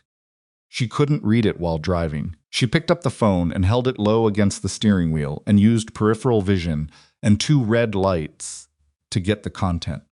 The message said, "They moved on the Cincinnati lab. Record request submitted by law firm, flagged as Taeguk affiliated. Result may be intercepted before it reaches you." Then a second message, sent 30 seconds later, "Are you safe?" She put the phone down. The Cincinnati result was compromised. Or being compromised, or about to be. The SUV was 3 car lengths back, and she was 7 months and 1 week pregnant, and alone on a 4-lane road heading into the industrial south side of Chicago in November, with no backup and a bag containing the only remaining physical copies of 3 months of documentation that could end Jang Taeguk's organization. She made a decision, not the careful kind, not the 11 days 3 attorneys kind, the fast kind, the kind her father had described once, when she asked him how he made decisions on a job site. Something went wrong, and there was no time. He had said, "You do the thing that keeps people alive first, and you figure out the rest after." She picked up the phone and called the number she had held in her memory for 2 months without using. It rang 4 times. Jiho answered. "Mrs. Seo, I need you to tell him," she said. "Right now. Don't ask me questions. I need you to find Kang-hyun and tell him that they are behind me on Route 41's south, black SUV, 3 vehicles probably, and that I am not going to the location he would expect, because I won't lead them there, and that he needs to." The SUV accelerated. She felt it before she fully processed it, the pressure of closing distance, the specific change in how the headlights filled her mirror. She pressed the accelerator and the rental lurched forward, and she heard Jiho saying something she couldn't parse because her full attention was on the road. "Jiho," she said, "tell him. Now." She dropped the phone onto the seat without ending the call and used both hands and everything her body had. They forced her off the road 12 minutes later. She had made 3 turns trying to break the tail and gained maybe 90 seconds. The SUVs, 3 of them. Jiho had been right, had spread across the road in a coordinated pattern she recognized from somewhere in the peripheral intelligence she had absorbed over 3 years of listening in rooms where Kang-hyun's people discussed operational logistics. They were professionals. The front vehicle appeared from a side road she hadn't seen in time, and the impact was controlled a nudge to the front quarter panel that sent the rental spinning into the shoulder. Not a crash, a stop, deliberate and precise, the kind of force that disabled the vehicle without injuring the occupant catastrophically. Because they needed her conscious. Whatever Taeguk wanted from her, he needed her able to speak. She sat in the tilted car for 2 seconds after it stopped, both hands gripping the wheel, running a body check the way she had been doing for 3 months every morning, breathing, hands functional. No acute pain beyond the adrenaline that was currently burning through her system like something electric. The baby, she pressed her hand against her stomach and held it there and felt movement, and something in her chest unlocked by approximately 1 degree. Okay. She grabbed the bag from the passenger seat, the ledger, the drive, the documents, and she held it against her chest, and she got out of the car because staying ants was not an option, and she had decided 3 months ago that when movement was possible, she would always choose to move. There were 4 men outside, dark coats, no visible insignia, the particular economy of motion that indicated people who had done this before and found it routine. They were not rough with her, not yet, which confirmed what she'd understood about the call. Taeguk needed something from her first. They put her in the center vehicle. She held her bag in her lap and looked out the window and memorized everything she could about the route. The warehouse was 30 minutes from where they had taken her off the road. Cataloged it as they pulled inside, abandoned industrial, south suburban corridor, roof partially collapsed on the east side, 3 working light sources, 1 access door on the north wall that had been recently reinforced. Kind of location chosen for the specific combination of privacy and disposability. Took her bag. She did not fight for it. Fighting would cost her something she couldn't afford to spend right now. She watched the man who took it young, early 30s, careful with it, which told her he knew what it contained, and she filed his face and the way he held it and where he carried it as he moved to the far side of the space. They left her standing. Nobody restrained her. There was nowhere to go. She stood in the middle of a warehouse in November, with her coat on and her hands at her sides and her baby moving in the intermittent way he moved when he was awake and unsettled, and she breathed through her nose and waited. Yuna came in from the north door, not the gala version, not the red dress, not the performance of beauty deployed as a weapon. She was wearing dark clothing, her hair back, and the absence of the social costume revealed something underneath it that Amara had always suspected was there. Someone considerably more competent and considerably less warm than the socialite presentation suggested. She stopped 6 feet away. She looked at Amara the way a person looks at a problem they have been assigned to solve. "You're more difficult than you should be," Yunasa said. Her English was precise, accented in a way that placed the acquisition as a second language learned in an academic context rather than through immersion. For someone with no institutional backing, "I have good organizational habits," Amara said. Yuna's expression didn't shift. She had, Amara noted, excellent control. Performance at the gala had been exactly that performance. This was the actual version. "The bag," Yuna said, "is a bag. The drives and the documentation inside it are copies," Amara said. "The originals are elsewhere. You know that. Your employer knows that. Taking the bag gets you a backup set of information you already know exists in other locations." Yuna was quiet for a moment. "Where are the originals?" With 3 attorneys who have standing instructions, Amara said, "Which you're not going to get from me, and you already know this, which means you brought me here for something else." Yuna looked at her with the particular expression of someone recalibrating. "You're not afraid," Yuna said. "I didn't say that. You're behaving like someone who isn't afraid." "I'm behaving like someone who prepared," Amara said. "Those are different things." A long pause. Yuna moved to the side of the space, picked up a chair, and set it in front of Amara with a specific practicality, not threatening, just functional. An offering. Amara did not sit down. Her back was screaming at her. She stood anyway. "We want the attorney contacts," Yuna said. "The 3 holding the sealed packages. Give us those names and the locations, and this ends without anyone being hurt. And if I don't, then we use other methods," Yunasa said. Quietly, without theater. The kind of statement made by someone who finds the subject distasteful rather than exciting, which was somehow worse than anger would have been. "Other methods," Amara said. "I'm 7 months pregnant." "I know." The 2 words landed in the space between them, and Amara felt something go very cold and very clear in the center of her chest, not fear exactly, though it was adjacent to fear. A sound like green wood splitting, but the particular crystallization that happened when a person fully understood the dimensions of what they were facing. Taeguk had calculated that a 7 months pregnant woman would protect the pregnancy above all else. that the threat to the baby would be sufficient leverage to obtain what he needed. That maternal instinct would accomplish what operational pressure could not. He was not entirely wrong. He was wrong about what came after. She looked at Yuna. "I want to ask you something," Amara said. Yuna waited. "You've been inside Kang-hyun's organization for 6 months, Amara said. You know what he's like. You know how he operates. You've been close enough to him to understand that he is whatever else he is, not a stupid man." She paused. "Did you actually believe he would never find out? That eventually the entire architecture wouldn't surface? That you'd extract what Taeguk wanted and walk away clean?" Something moved in Yuna's expression. The first real thing she'd shown. "I follow instructions," Yuna said. "That's not an answer. It's the only answer that's relevant. It's the answer of someone who has stopped thinking about outcomes," Amara said. "Taeguk is finished. Not because of Kang-hyun, because of the documentation.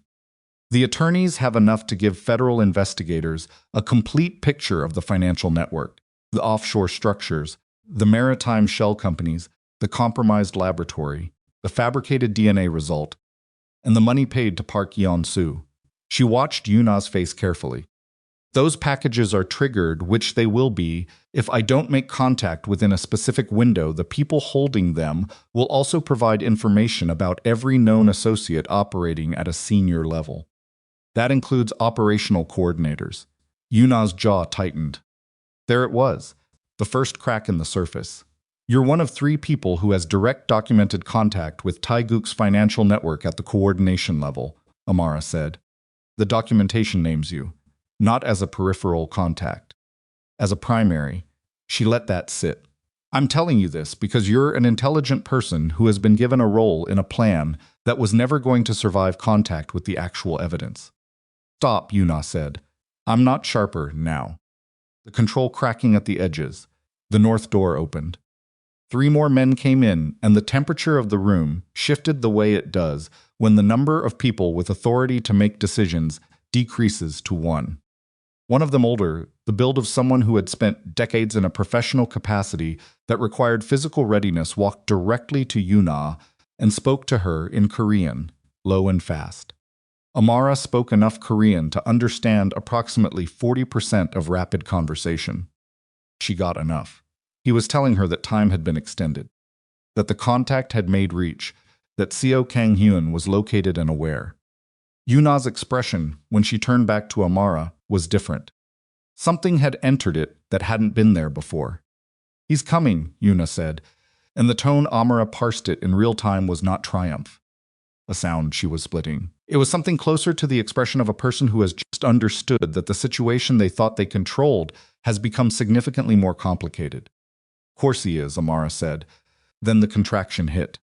She had been tracking the warning signs for 40 minutes, the low back pressure, the specific tightening that she had learned to distinguish from the Braxton Hicks contractions that had been intermittent for 3 weeks. She had been tracking them and setting them aside because she didn't have the option of responding to them, and she needed to believe her body would cooperate for a little longer.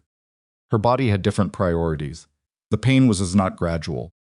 It came in a wave that started low and moved upward, and she felt her knees bend before she decided to let them a pure physical response, the body overriding the plan. A sound like green wood splitting, and she put one's hand against the nearest surface and kept herself upright by the specific stubbornness of a woman who had decided that collapsing in front of Taeguk's people was not something she was willing to do. Yuna moved toward her, instinctively not a tactical choice, something more reflexive. Amara held up her free hand. "Don't," she said through her teeth. The wave crested and began to recede. She breathed through it the way she had been told to breathe through the nose, steady. Count the seconds. 8 seconds, 12, 15. It passed. She straightened up. Her back was wet with sweat, and her hands were shaking very slightly, and the baby was moving hard now, insistent, as if he understood something had changed and wanted to register his objection. "That was a contraction," Yuna said. "Stating it, yes," Amara said. "You're in labor. Possibly early labor. It could stop." She looked at Yuna. "Or it could not stop. Either way, whatever Taeguk has instructed you to do with me, you're now doing it to a woman in active labor, which is a significantly different legal and forensic situation than the one you walked in here with. Yuna turned away, spoke to the older man in Korean again, faster this time. Amara used the 20 seconds of that conversation to look at the warehouse with new eyes, not for exits which she had already assessed as non-viable, but for the specific information she needed. The bag with her documents was near the north wall, held by the young man who'd taken it. The distance was approximately 30 feet, 2 men between her and it. The door itself reinforced, she'd noted it coming in, but reinforced on the inside, which meant from this side it was a bar mechanism, not a lock. 5 seconds to operate if she could get to it unobstructed, which she could not. She filed all of this and stopped thinking about escape. The next contraction came 9 minutes after the first. Shorter interval than she wanted. She handled it the same way, hand on the nearest surface, breathing, not giving them the sound of it, which cost her more than she had expected. Because pain without expression was its own particular labor, and she was running on a reserve that had been diminishing since Pilsen. When it passed, the older man was watching her with an expression she hadn't expected, something careful, not concerned exactly, but the consideration of someone adjusting their calculations. He said something to the men near the door. 2 of them moved to the wall. The posture of people standing down from immediate action, not eliminating the threat, just repositioning it. He turned to Amara and spoke in English for the first time. "Sit down," he said. Flat, not unkind. "You are not running. We both know this. Sit down." She looked at the chair Yuna had placed earlier. She sat down. Her back thanked her in the specific way of a body that has been refusing to ask for things it badly needs. The older man, she had decided he was the operational commander, the one with actual authority over the room, pulled a phone from his coat and stepped away. Another call. Coordinating something. Yuna sat on a crate 5 feet away and looked at her hands. The silence between them had changed texture. "The gala," Amara said. She wasn't sure why she said it. Maybe because she had been managing her body and her mind at full capacity for 40 minutes, and there was something about the specific exhaustion of labor that stripped the tactical overlay down to the human core underneath. "What you said about vessels." Yuna didn't look up. "I heard you," Amara said. "I was standing 10 feet away." A pause. "It was not personal," Yuna said finally. "I know," Amara said. "That's almost worse." Another contraction. This one was harder.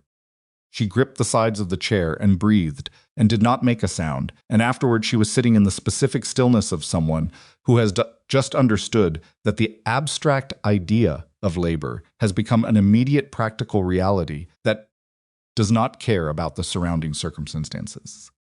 It's minutes between contractions. She had read enough to know what that interval meant. She also knew something nobody else in the room knew. 4 months ago, when she first understood her pregnancy might become a target, she had arranged an independent emergency medical team, an obstetric specialist in Evanston, and a small mobile medical unit. She had established a signal, a specific text string, to a specific number that would bring them to a designated location. The designated location had been Emergency Position 4. She was not at Emergency Position 4. She was in a warehouse 30 minutes south of the city. But she still had her phone. They had taken the bag, the ledger, the drive, the documents, but they had not taken her phone, and she understood that was deliberate. Splitting. That Taeguk's people wanted to monitor her communications for the attorney contact information they were seeking, and they had calculated that leaving her the phone was more useful than taking it. They had not calculated for the contingency she had built. She held the phone in her lap. The older man was still on his call, back turned. Yuna was looking at the floor. Amara opened the messaging app. She typed the signal string 12 characters, established 4 months ago, committed to memory the day she created it. She added one thing that was not part of the original protocol, a pin location, the best approximation she could generate from the route she had memorized between the road and the warehouse. She sent it. She put the phone back in her lap. She breathed. The 7th contraction came 4 minutes later and was the hardest yet, and this time she did make a sound, brief, controlled. The kind of sound that escapes, not because you permit it, but because the body simply overrides the permission structure entirely. Yuna was on her feet before the contraction finished. She needs medical, Yuna said to the room. Not asking. Nobody answered immediately. She is in active labor, Yuna said louder. The control in her voice giving way to something that was not quite panic, but was adjacent to it in the way that competent people sometimes find themselves adjacent to panic when a situation exceeds the parameters they were prepared for. She needs the north door blew open, not violently, not an explosion, not a tactical breach. Just open fast, with the particular abruptness of a door, opened by someone on the other side who is moving at speed and is not interested in knocking. Kang-hyun came through it. He had 2 men with him. Not his full security too, the ones he trusted most. Amara understood, because whatever else this was, he had come fast and with the minimum footprint of a man who had stopped calculating advantage and started moving. The warehouse reorganized itself in approximately 4 seconds. Taeguk's 4 men had weapons drawn. Kang-hyun's 2 had weapons drawn. The older operational commander was on the phone and not on the phone simultaneously, processing and coordinating, and finding that the situation had just moved past the parameters of the original plan. Yuna was standing between Amara and the door. Kang-hyun looked at Yuna. Then he looked past her. And he found Amara sitting in the chair in the center of the warehouse floor with her coat on and her phone in her lap and sweat on her face, and her hands gripping the chair arms, and he stopped moving completely for a single second. She looked at him. She watched the calculation, the old calculation, the constant one, the one that had driven every decision he had ever made, arrive in his face, and then, visibly, fail to complete. He walked past Yuna, past the men with weapons drawn, past the operational commander, who said something sharp in Korean, past the entire tactical geography of the room, as if none of it was the relevant thing. He came directly to her.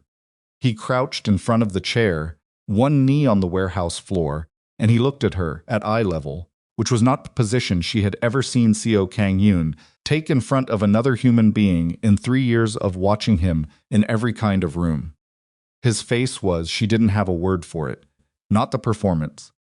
Not the armor. Something underneath, something exposed in the way that faces get exposed when a person has been running on adrenaline and fear for long enough that the surface maintenance stops working. How long, he said. His voice was low, for her only. She knew what he meant. Contractions are 4 minutes apart, she said. He put his hand over hers on the chair arm. His hand was cold from the outside air, and slightly shaking she felt that, and it gripped hers with the specific force of a man who had no tactical use for the gesture and was doing it anyway. I believed my fear instead of you, he said. The words were quiet. They were not a speech. They were the kind of thing that comes out of a person when they have stopped managing what they say and are left with what is actually true. She looked at him. Then don't abandon me twice, she said. Another contraction. She felt his hand tighten over hers as it hit, and she breathed through it, and he stayed exactly where he was on the warehouse floor, and the room around them, the weapons, the men, the operational commander, Yuna standing 5 feet away, watching with an expression Amara could not fully parse receded into the periphery of something that had become, for this 4-second window, entirely about the 2 of them and the child between them who had apparently decided he was done waiting. The contraction passed. Kang-hyun stood up. He turned to face the room. A sound like green wood splitting, and the version of him that turned to face the room was different from the one who had walked through the door, not colder, not more controlled, but something harder underneath, the way metal is harder after it's been through heat. It ends now, he said. He was not talking to his men. The operational commander looked at him across the warehouse. A long assessment. The specific kind of moment where 2 people who operate in the same world, who understand each other's capacity and limits through long professional observation, make simultaneous decisions about how this goes. The commander said something into his phone. He waited. He listened. He lowered the phone. He looked at Kang-hyun. Then he looked at Amara, and the expression on his face, for just a moment, was the expression of a man who has received an instruction he finds genuinely distasteful, not the theatrics of moral hesitation, but the practical discomfort of a professional being asked to work in conditions that exceed his original agreement. He said one word to his men. Amara spoke enough Korean to catch it. The word was wait.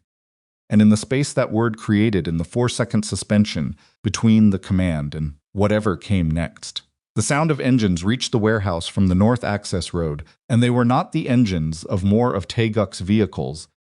And Amara felt the fump in her lap and the signal she had sent, and the 4 months of preparation that had led to this specific moment converge into something that was not relief and not victory, but was, for the first time since she walked out of the penthouse, the feeling of ground beneath her feet. The medical team was outside, and inside the warehouse, Jang Tae-guk's operational commander was looking at a situation that had just changed shape for the 3rd time in 20 minutes, and Yuna was standing absolutely still.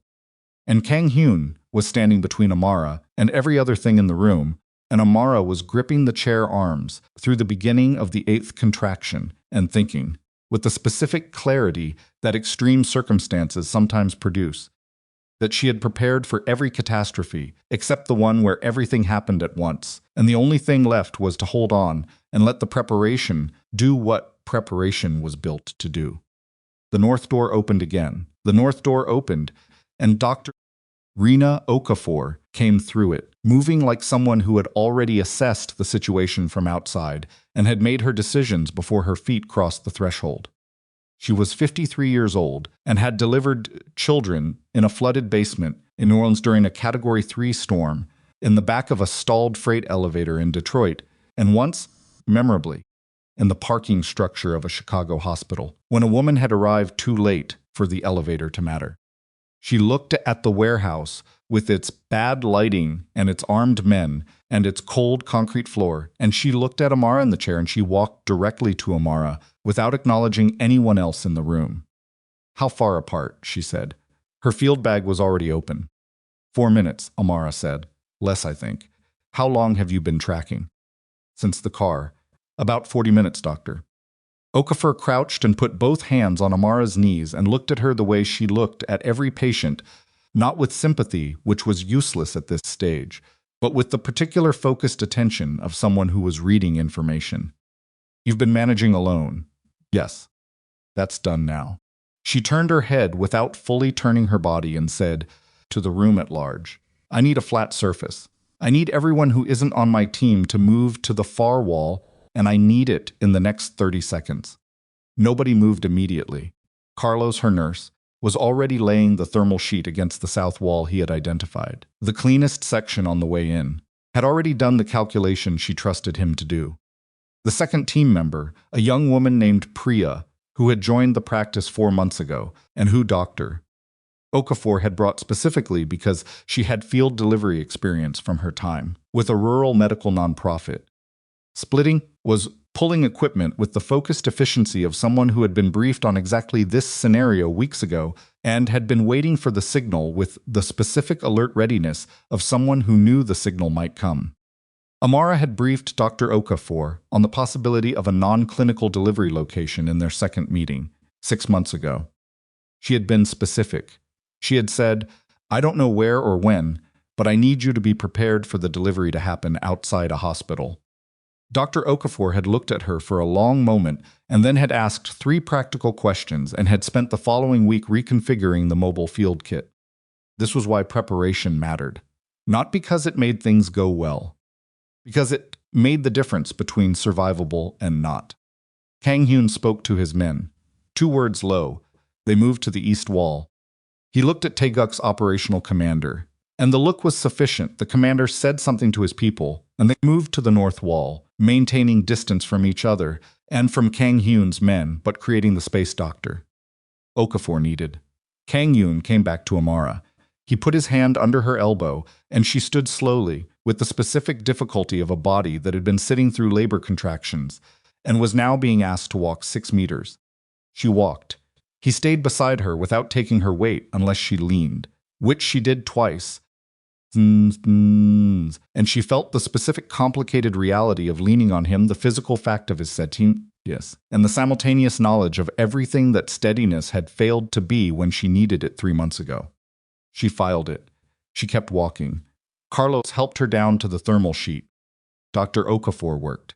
The contraction that came 4 minutes later was the hardest yet, and Amara made a sound she had not permitted herself to make in any of the previous ones, not a cry, not a scream, but the specific compressed vocalization of a person who has run out of the capacity to contain something and is now simply moving through it instead of around it. Kang-hyun was beside her, on the floor, one knee down, and she grabbed his forearm without deciding to, the grip of someone who needs something solid and takes the nearest available thing, and he did not move or adjust or try to reposition. He held still and let her take the grip and breathed steadily beside her in a way she registered as deliberate a man, consciously trying to offer his own steadiness as something she could use. She had not expected that from him, not in this precise form. Contraction passed. She released his arm, looked at the red marks her fingers had left on the inside of his forearm. Neither of them commented on it. "You called Ji-ho," she said. Her voice was steadier than she'd expected. "From the highway," he said. "He reached me before you dropped the phone. How did you find the warehouse?" "The rental car had a standard GPS unit," he said. "It took 12 minutes to access the location history." She closed her eyes briefly. The rental. She had checked for exterior trackers, physical devices, the kind Taeguk's people would have placed. She had not thought about the rental company's own onboard system. That was the mistake she hadn't made in the plan, but had made in the execution. She catalogued it. Not with self-recrimination. There was no useful version of that right now, but because she needed to understand where the gap had been. "The commander," she said. He took a call and stood down. "What did Taeguk tell him?" Kang-hyun was quiet for a moment. "The attorney packages were triggered when you missed the check-in window. The federal notification went out 40 minutes ago." He paused. Taeguk told him it was over. She processed that. She had built the check-in protocol specifically for this, for the scenario where she was incapacitated or held and could not make contact within the required window. The packages had triggered exactly as designed, exactly when they were supposed to, and Taeguk had received notification from his own network that the evidence was already moving toward federal investigators and could not be recalled. Eliminating Amara was now not only morally costly, but operationally pointless. She had made herself impossible to silence before she'd walked into the danger zone. This was the thing she had understood from the beginning that no one else had fully grasped. She was never trying to be untouchable. She was trying to make the truth untouchable. If the truth could survive without her, then removing her solved nothing for Taeguk. And if removing her solved nothing, then she had no value as a target. She had made herself valueless as a target by making herself indispensable as a source. It had worked. The cost of it working was she was on the floor of a warehouse in premature labor with men who had abducted her standing 20 feet away. Some victories looked like this. "He's going to run," she said. "He can't," Kang-hyun said. "His accounts are flagged. His passport is flagged." The federal notification triggered a financial monitoring hold through the offshore structured documentation. He looked at her. "You knew that." "I knew that," she said. "I wanted to hear you confirm it." Faintest thing moved at the corner of his mouth. Not a smile, something adjacent to recognition. "Doctor," Okafor said. "Okay, next contraction. We're going to start working with it." Not against it. With it. She looked at Amara over the equipment. "You understand what that means?" "Yes," Amara said. "Good. You've been managing alone for 40 minutes and you've done it correctly. Now you stop managing and you let your body do the thing it's been trying to do." Amara nodded. She looked at the ceiling of the warehouse, the partial collapse on the east side, the exposed beams, the single working light above her that was industrial and ugly and completely indifferent to the fact that something irreversible was about to happen beneath it. She thought of her father, of Marcus Vane at a kitchen table with contractor invoices and a cup of coffee he made too strong because he said weak coffee was a failure of commitment. Of the specific patience he had demonstrated his entire life, not passive patience, not the patience of someone who has given up, but the patience of someone who understood that the right outcome required the right sequence and that rushing the sequence broke things. She had learned that patience. She used it now. Kang-hyun's son was born 47 minutes after Dr. Okafor's team entered the warehouse, not silently, not with the cinematic grace of a moment designed to move an audience. In the specific, difficult, unglamorous reality of a premature birth in a warehouse in November, attended by one highly competent obstetric physician and two skilled nurses, and one man kneeling on a concrete floor, holding his wife's hand with both of his, the skin of his knuckles going white. Dr. Okafor caught the baby, cleared his airway, and listened. The sound that followed, small, reedy, indignant, was the most important sound Amara had ever heard in her life. She had not known she was holding her breath until she released it. Priya was already working, the monitoring equipment, establishing baseline measurements, her voice low and calm as she called numbers to Dr. Okafor. Small, premature, 5 weeks early, but the numbers coming back were the numbers Dr. Okafor had told her, in their planning sessions, to hope for not perfect, but within the range that meant functional, that meant breathing. That meant the particular defiant vitality of a child who has arrived early into difficult circumstances and is handling it better than the adults around him. Dr. Okafor placed him on Amara's chest.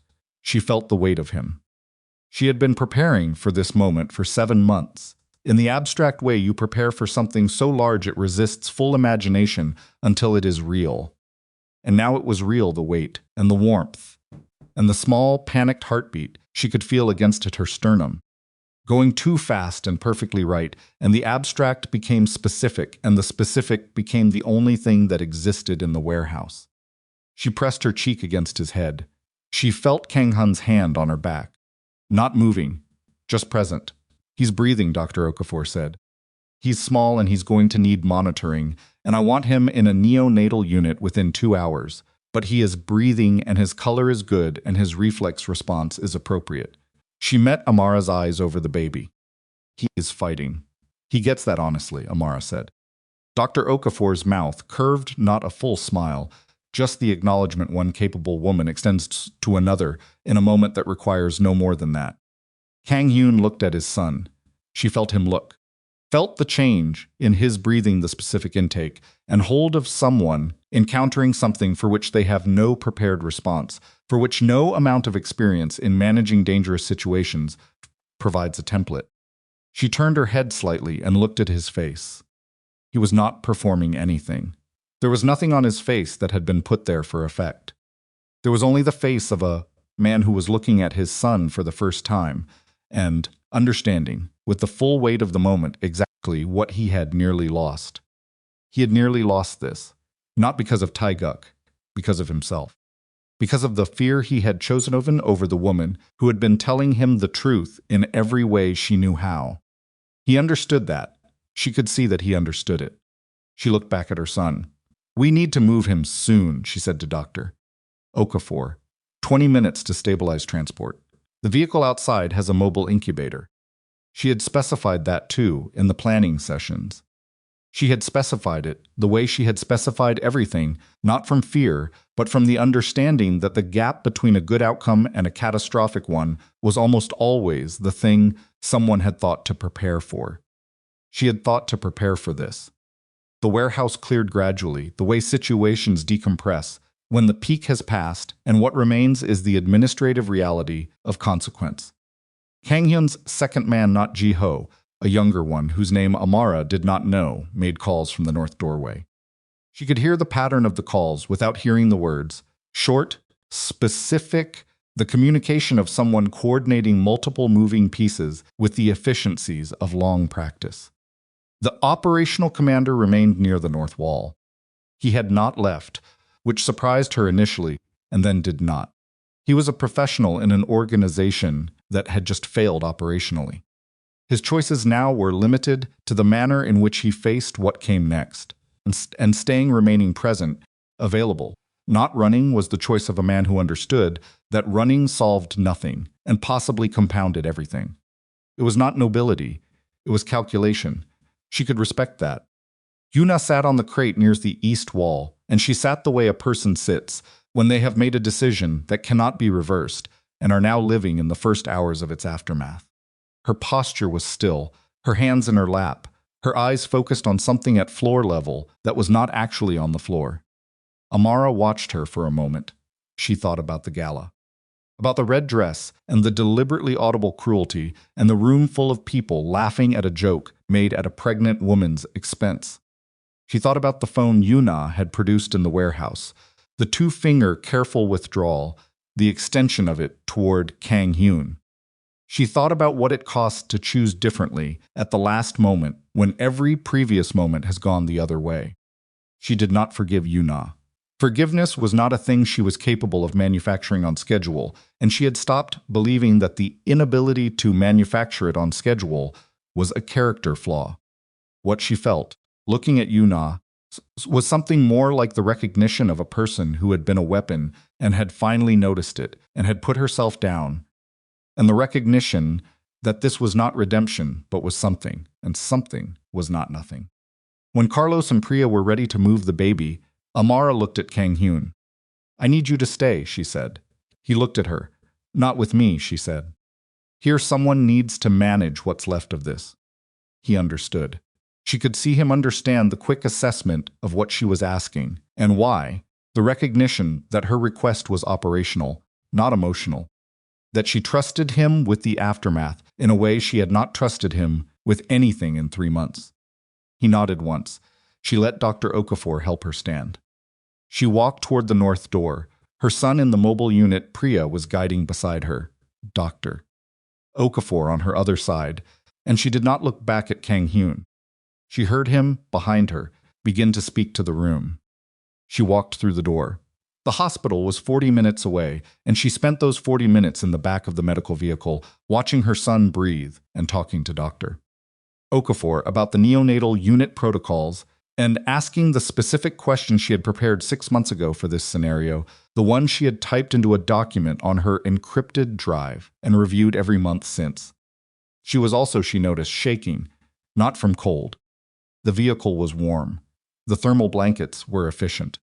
She was shaking because the specific adrenaline that had been running her system for the past 4 hours was finally encountering a moment where it was not needed, and her body was releasing it in the only way available, which was involuntary and undignified and completely beyond her management. She let it happen. Dr. Okafor pretended not to notice, which was the most respectful thing she could have done. Priya put a warm pack on Amara's hands without being asked. Amara looked at her son through the incubator's transparent panel. He was sleeping the specific deep sleep of someone who has expended every resource available and is now in recovery mode. The monitors showed his breathing steady.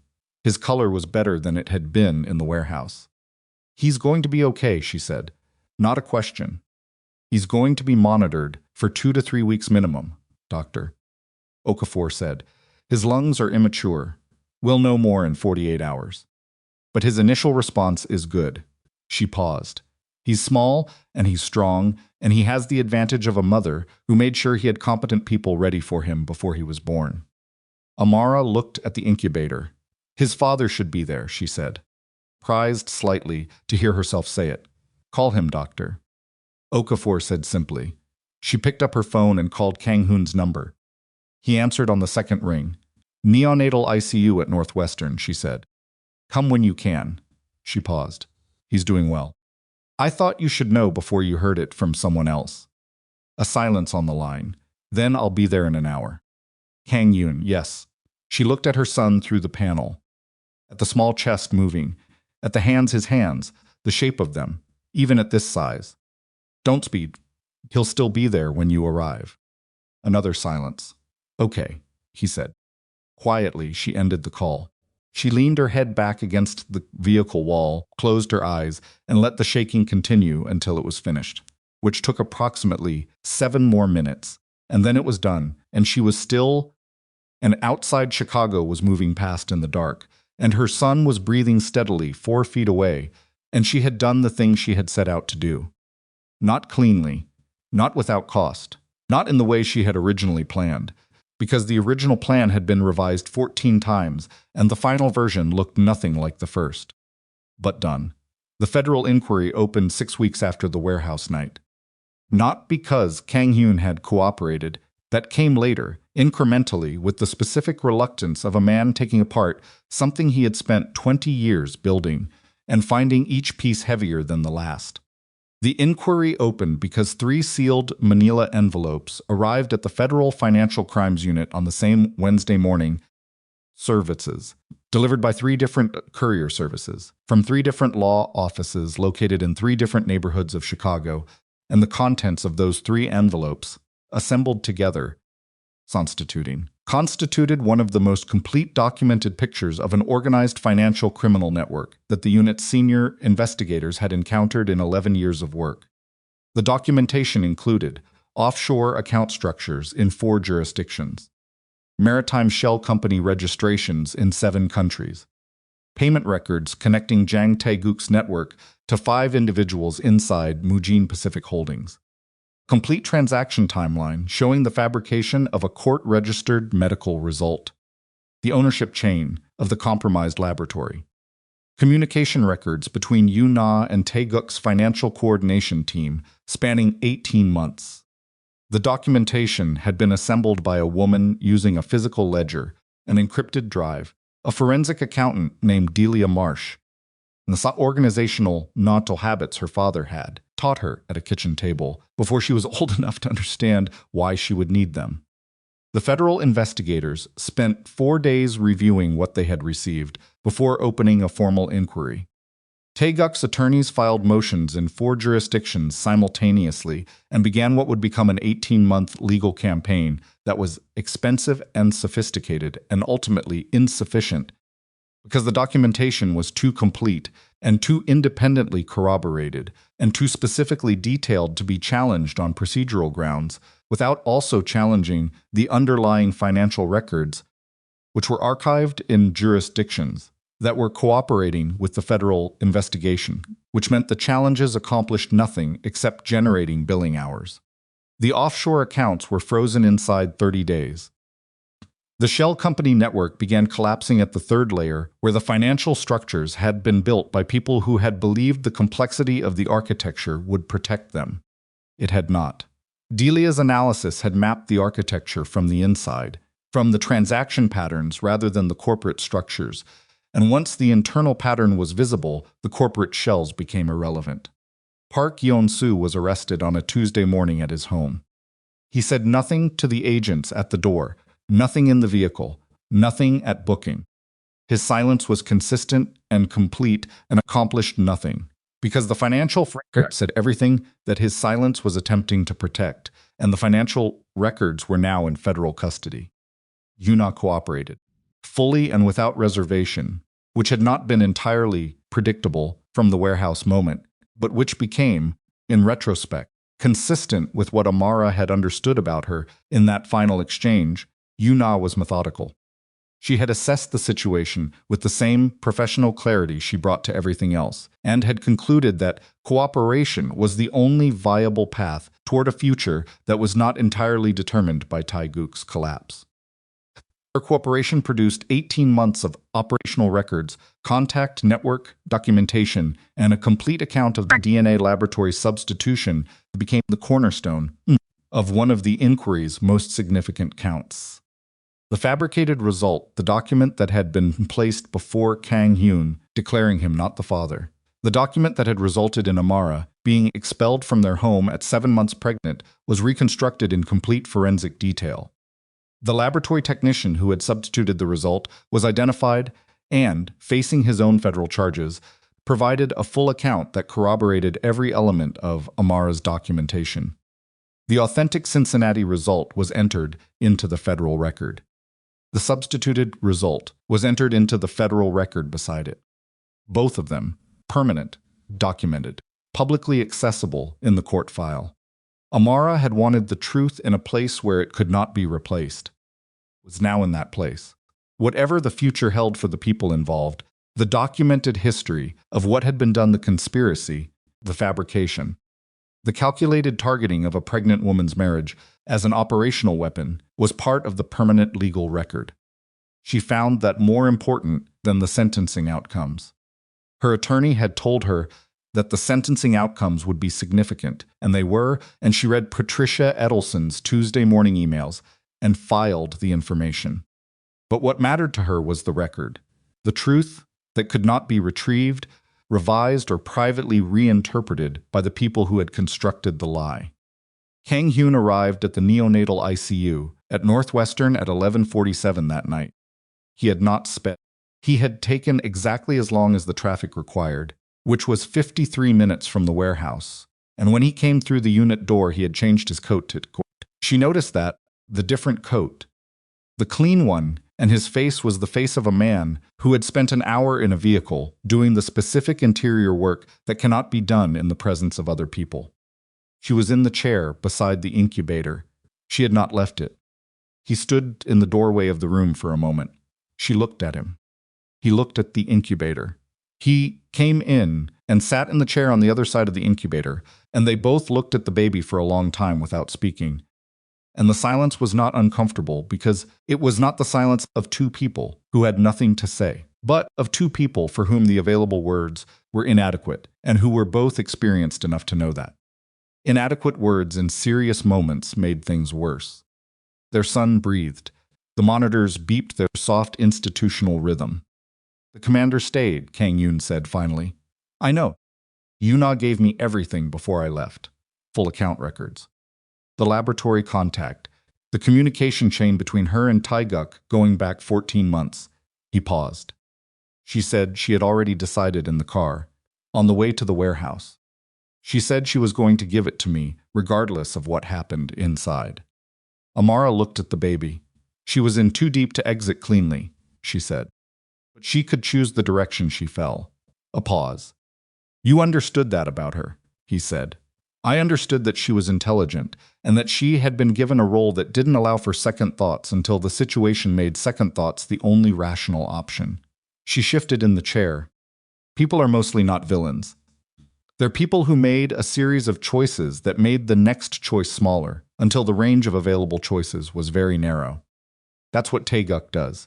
He narrows people. Kang-hyun was quiet. Is that what you think happened with Park Yeon-soo? He said. She looked at him across the incubator. 9 years, she said. How long did it take Taeguk to turn him? From what I can tell, Kang-hyun said slowly, approximately 14 months. Starting with the financial pressure, his daughter's medical costs. Then a small favor, just information, something that seemed harmless. Then another favor. Then the favors were large enough that stopping was more dangerous than continuing. Yes, she said. The specific architecture of corruption, not a moment of villainy, but a sequence of small compromises, each one made easier by the last, until the person looking back at the beginning could not see themselves in the person who had started the sequence. She had thought about this a great deal in the preceding months, about what made a person choose, about the difference between Park Yeon-soo's 14-month sequence and the choice Amara had made in the West Fulton apartment, building a ledger, not knowing whether it would accomplish anything or simply document a disaster she could not prevent. The difference, she had concluded, was not moral superiority. It was the presence of a floor, something that held when the pressure came. For her, the floor was her son, the specific physical fact of a child she was responsible for before he was born. For Park Yeon-soo, whatever floor had existed had not held under the weight of the pressure applied. She did not feel contempt for Park Yeon-soo. She felt the complicated recognition of someone who understood that the floor was not guaranteed and that the work of maintaining it was constant. I made a mistake, she said. Kang-hyun looked at her. The laboratory connection, she said. I found it 3 weeks before the result came back. I classified it as peripheral. I should have flagged it to you immediately regardless of what else was happening. She looked at the baby. I was prioritizing the port operation and the compromised staff, and I made a judgment that cost us 3 weeks. He was quiet for a moment. If you had flagged it, he said carefully, I would have canceled the test. Yes. And the fabricated result would never have been submitted. Yes. And you would not have been expelled from the house. She did not answer that. He looked at his hands on his knees. The specific posture of a man accounting for something that cannot be reduced to a clean calculation. I was looking for a reason, he said. That's the thing I've had to be honest about. He spoke slowly, each word carrying the weight of something that had been examined from multiple angles before being spoken aloud. The result gave me a reason to do what my fear wanted me to do. I knew it felt wrong. I told Jiho to order the forensic investigation almost immediately after you left. He paused. Almost immediately is not immediately, and it was not soon enough. The room held that. No, she said, it wasn't. She had expected to feel more when she said it. Some release of pressure, some ventilation of the 3 months of careful management of that specific wound. What she felt was something quieter, the acknowledgement landing and being received, and both of them sitting with it in the institutional light of a neonatal ICU. I can't change it, he said. I know that. I'm not asking you to pretend it's smaller than it was. She looked at him. Good, she said, because I don't have the energy for that kind of pretending. I used up all my pretending 3 months ago, sitting in rooms with your people and looking helpless. Something shifted in his face. Not quite a smile. The recognition of a person hearing something accurate. You were never helpless, he said. I know, she said. But they needed to believe it. She paused. You needed to believe it. Not about me, about yourself. You needed to believe you had more control over this situation than you did, and I needed you to believe that so you would stop watching me and start watching Tae-guk. She looked back at the baby. I used your arrogance. I'm not going to apologize for that. He was quiet for a long moment. I don't want you to, he said. The neonatal unit kept their son for 19 days. Amara was there every day. She established a rhythm with the nursing staff, learned the names of the overnight team, brought coffee on Wednesday mornings, because Dr. Okafor had told her that the overnight nurses on the Wednesday shift had the longest commutes and the coffee in the unit's break room was genuinely terrible. Small intelligence. Applied correctly. Kang-hyun came every evening. He came for the first 3 evenings and she was there, and they sat on opposite sides of the incubator and talked or didn't talk, and the routine established itself without either of them formally establishing it. He brought food on the 4th evening, not a restaurant order, which would have been the obvious choice, but food he had made himself, which she had not expected, and which arrived in a container she recognized as coming from the Korean market near what had been their penthouse. She looked at the container. You cook, she said. I cooked, he said. He stopped. Before I had people to do it for me, I cooked. My grandmother taught me. She opened the container. Gamjatang, the pork and potato soup. She had told him once, in the first year, that the smell of that soup on a cold day was the most comforting thing she knew after her father's coffee. She had mentioned it once in passing, and had not thought about it since. He had remembered it for 3 years. She sat with that for a moment.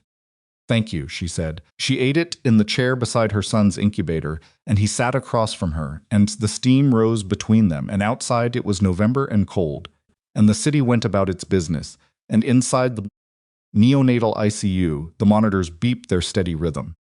On the 9th day, he brought her a folder. She knew what it was before she opened it. Divorce papers, already signed, dated 2 days prior. His signature on every required line, witnessed and notarized, complete and legally executable. She held the folder in her lap. You don't have to decide tonight, he said. Or this month. Or he stopped himself from saying more, which she recognized as costing him something. Why did you sign them? She said. He looked at the incubator. At his son. Because you should have the choice. The actual choice, not the theoretical one. He looked at her. I told you the night we met that you'd never leave me. I said it like it was a fact I had decided. Like your future was something I had the right to determine. He paused. You have never belonged to me. I know that now. I knew it before, and I called it belonging anyway, because it was easier than acknowledging what it actually was. What was it, she said. Choosing, he said. You were choosing me. Every day. And I stopped understanding that was what was happening. He looked at his hands. I treated a choice like a certainty, and when I treated it like a certainty, I stopped earning it. The room was quiet. She looked at the signed papers in her lap. She thought about the night she had placed the unsigned documents on his desk. Smirk. The pen picked up without reading. The arrogance that had been, she understood now, not cruelty, but a kind of fear, the specific fear of a man who had needed to believe he controlled everything, because admitting the things he couldn't control was too large a thing to carry. She had been married to his fear for 3 years, without fully understanding what she was married to. "I'm not signing tonight," she said. He nodded. She could see him work to keep the reaction off his face and not fully succeed, a brief tightening around the eyes, relief and its mirror image simultaneously. "I'm going to need time," she said, "not forever, but real time. And I'm going to need to see who you are when there's no emergency." Because anyone can be a different person when they're running on the adrenaline of almost losing everything. The question is who you are on a Tuesday in March, when nothing is at stake and you have to choose how to spend your attention. "I understand," he said. "I'm going to watch," she said. "The way I've always watched. And I'm not going to manage what I see or tell you what I need you to do so you can do it. If you become the person you should be, it has to be because you chose it. Not because I gave you a map." "Yes," he said. "And if you don't," she said, "I'll sign them." He held her gaze. "Yes," he said again, this time with the full weight of a man who has been told something real and is receiving it fully. The year that followed was not a straight line. No year in the actual life of a person is a straight line, and Amara had learned to distrust narratives that claimed otherwise. What happened was, Kang-hyun made the 100 choices. Most of them were the right ones. The dismantling of Mujin Pacific's criminally exposed divisions was not fast, it was slow and expensive and generated conflict with people who had financial interests in the status quo. And Kang-hyun navigated those conflicts without involving Amara, which was what she had asked for, and on 4 specific occasions called her afterward and told her what had happened, which she had not asked for, and which meant more than she had anticipated.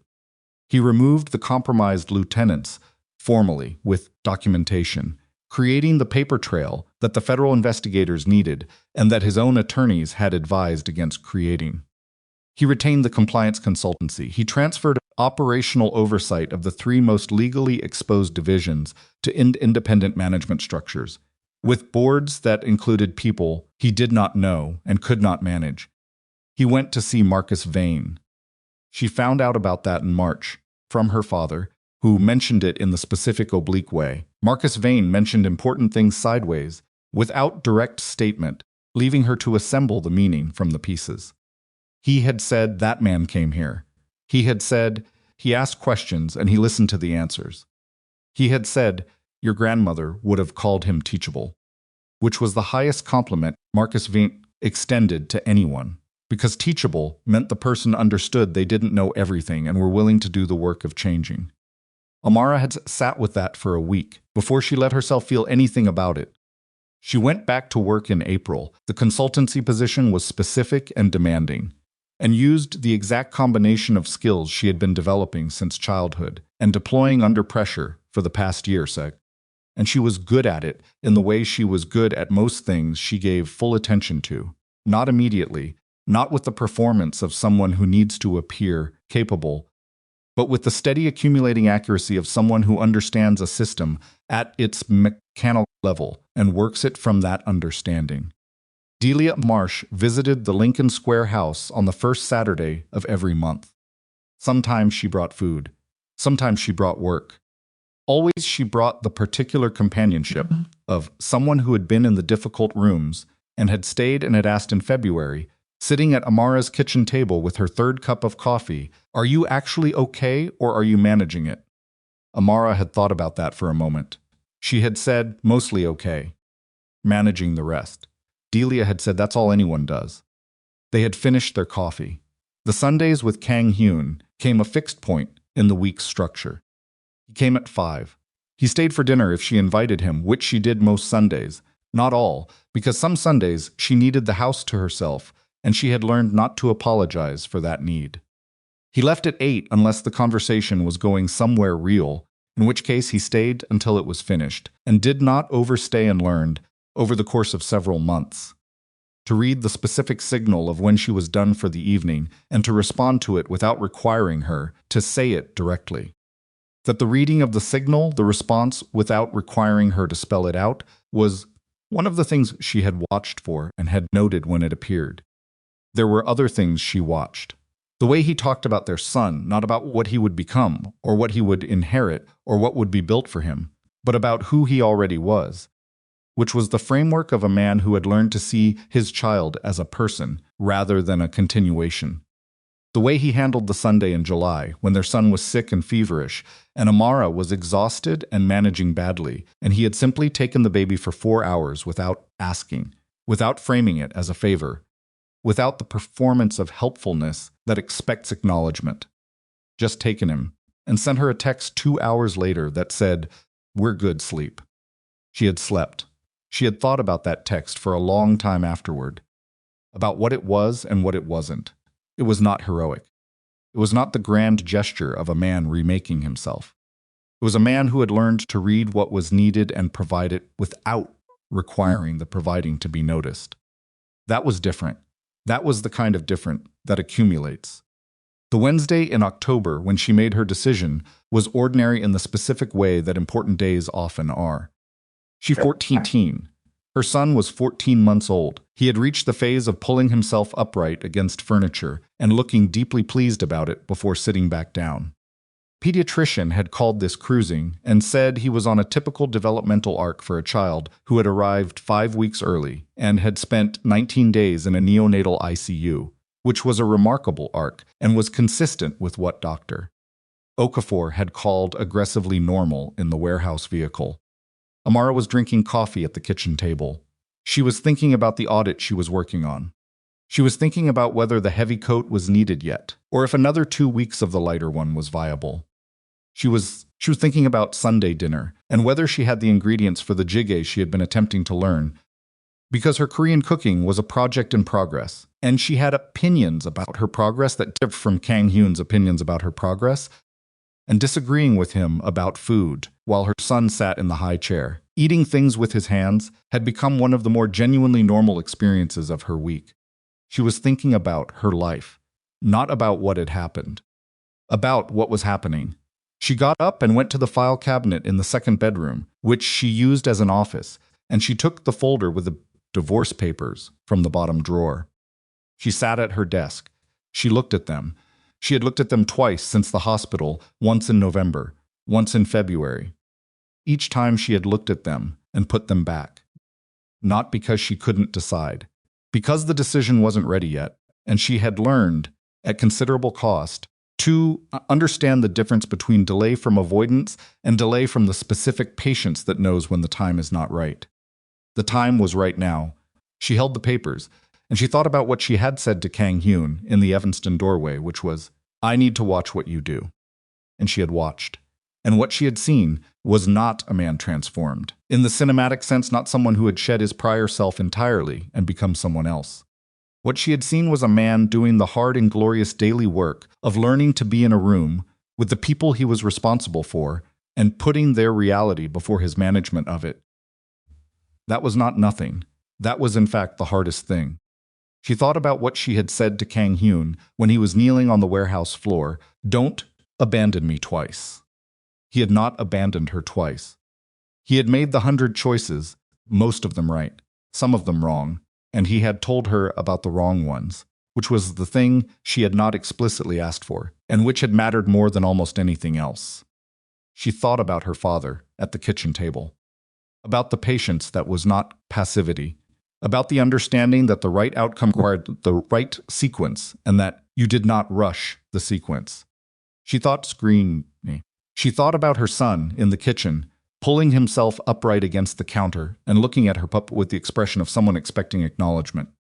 She put the folder back in the drawer. She did not sign them. She took out her phone and sent Kang-hyun a text. "Sunday dinner, 5 o'clock. Bring the coffee from the Korean market. The good one."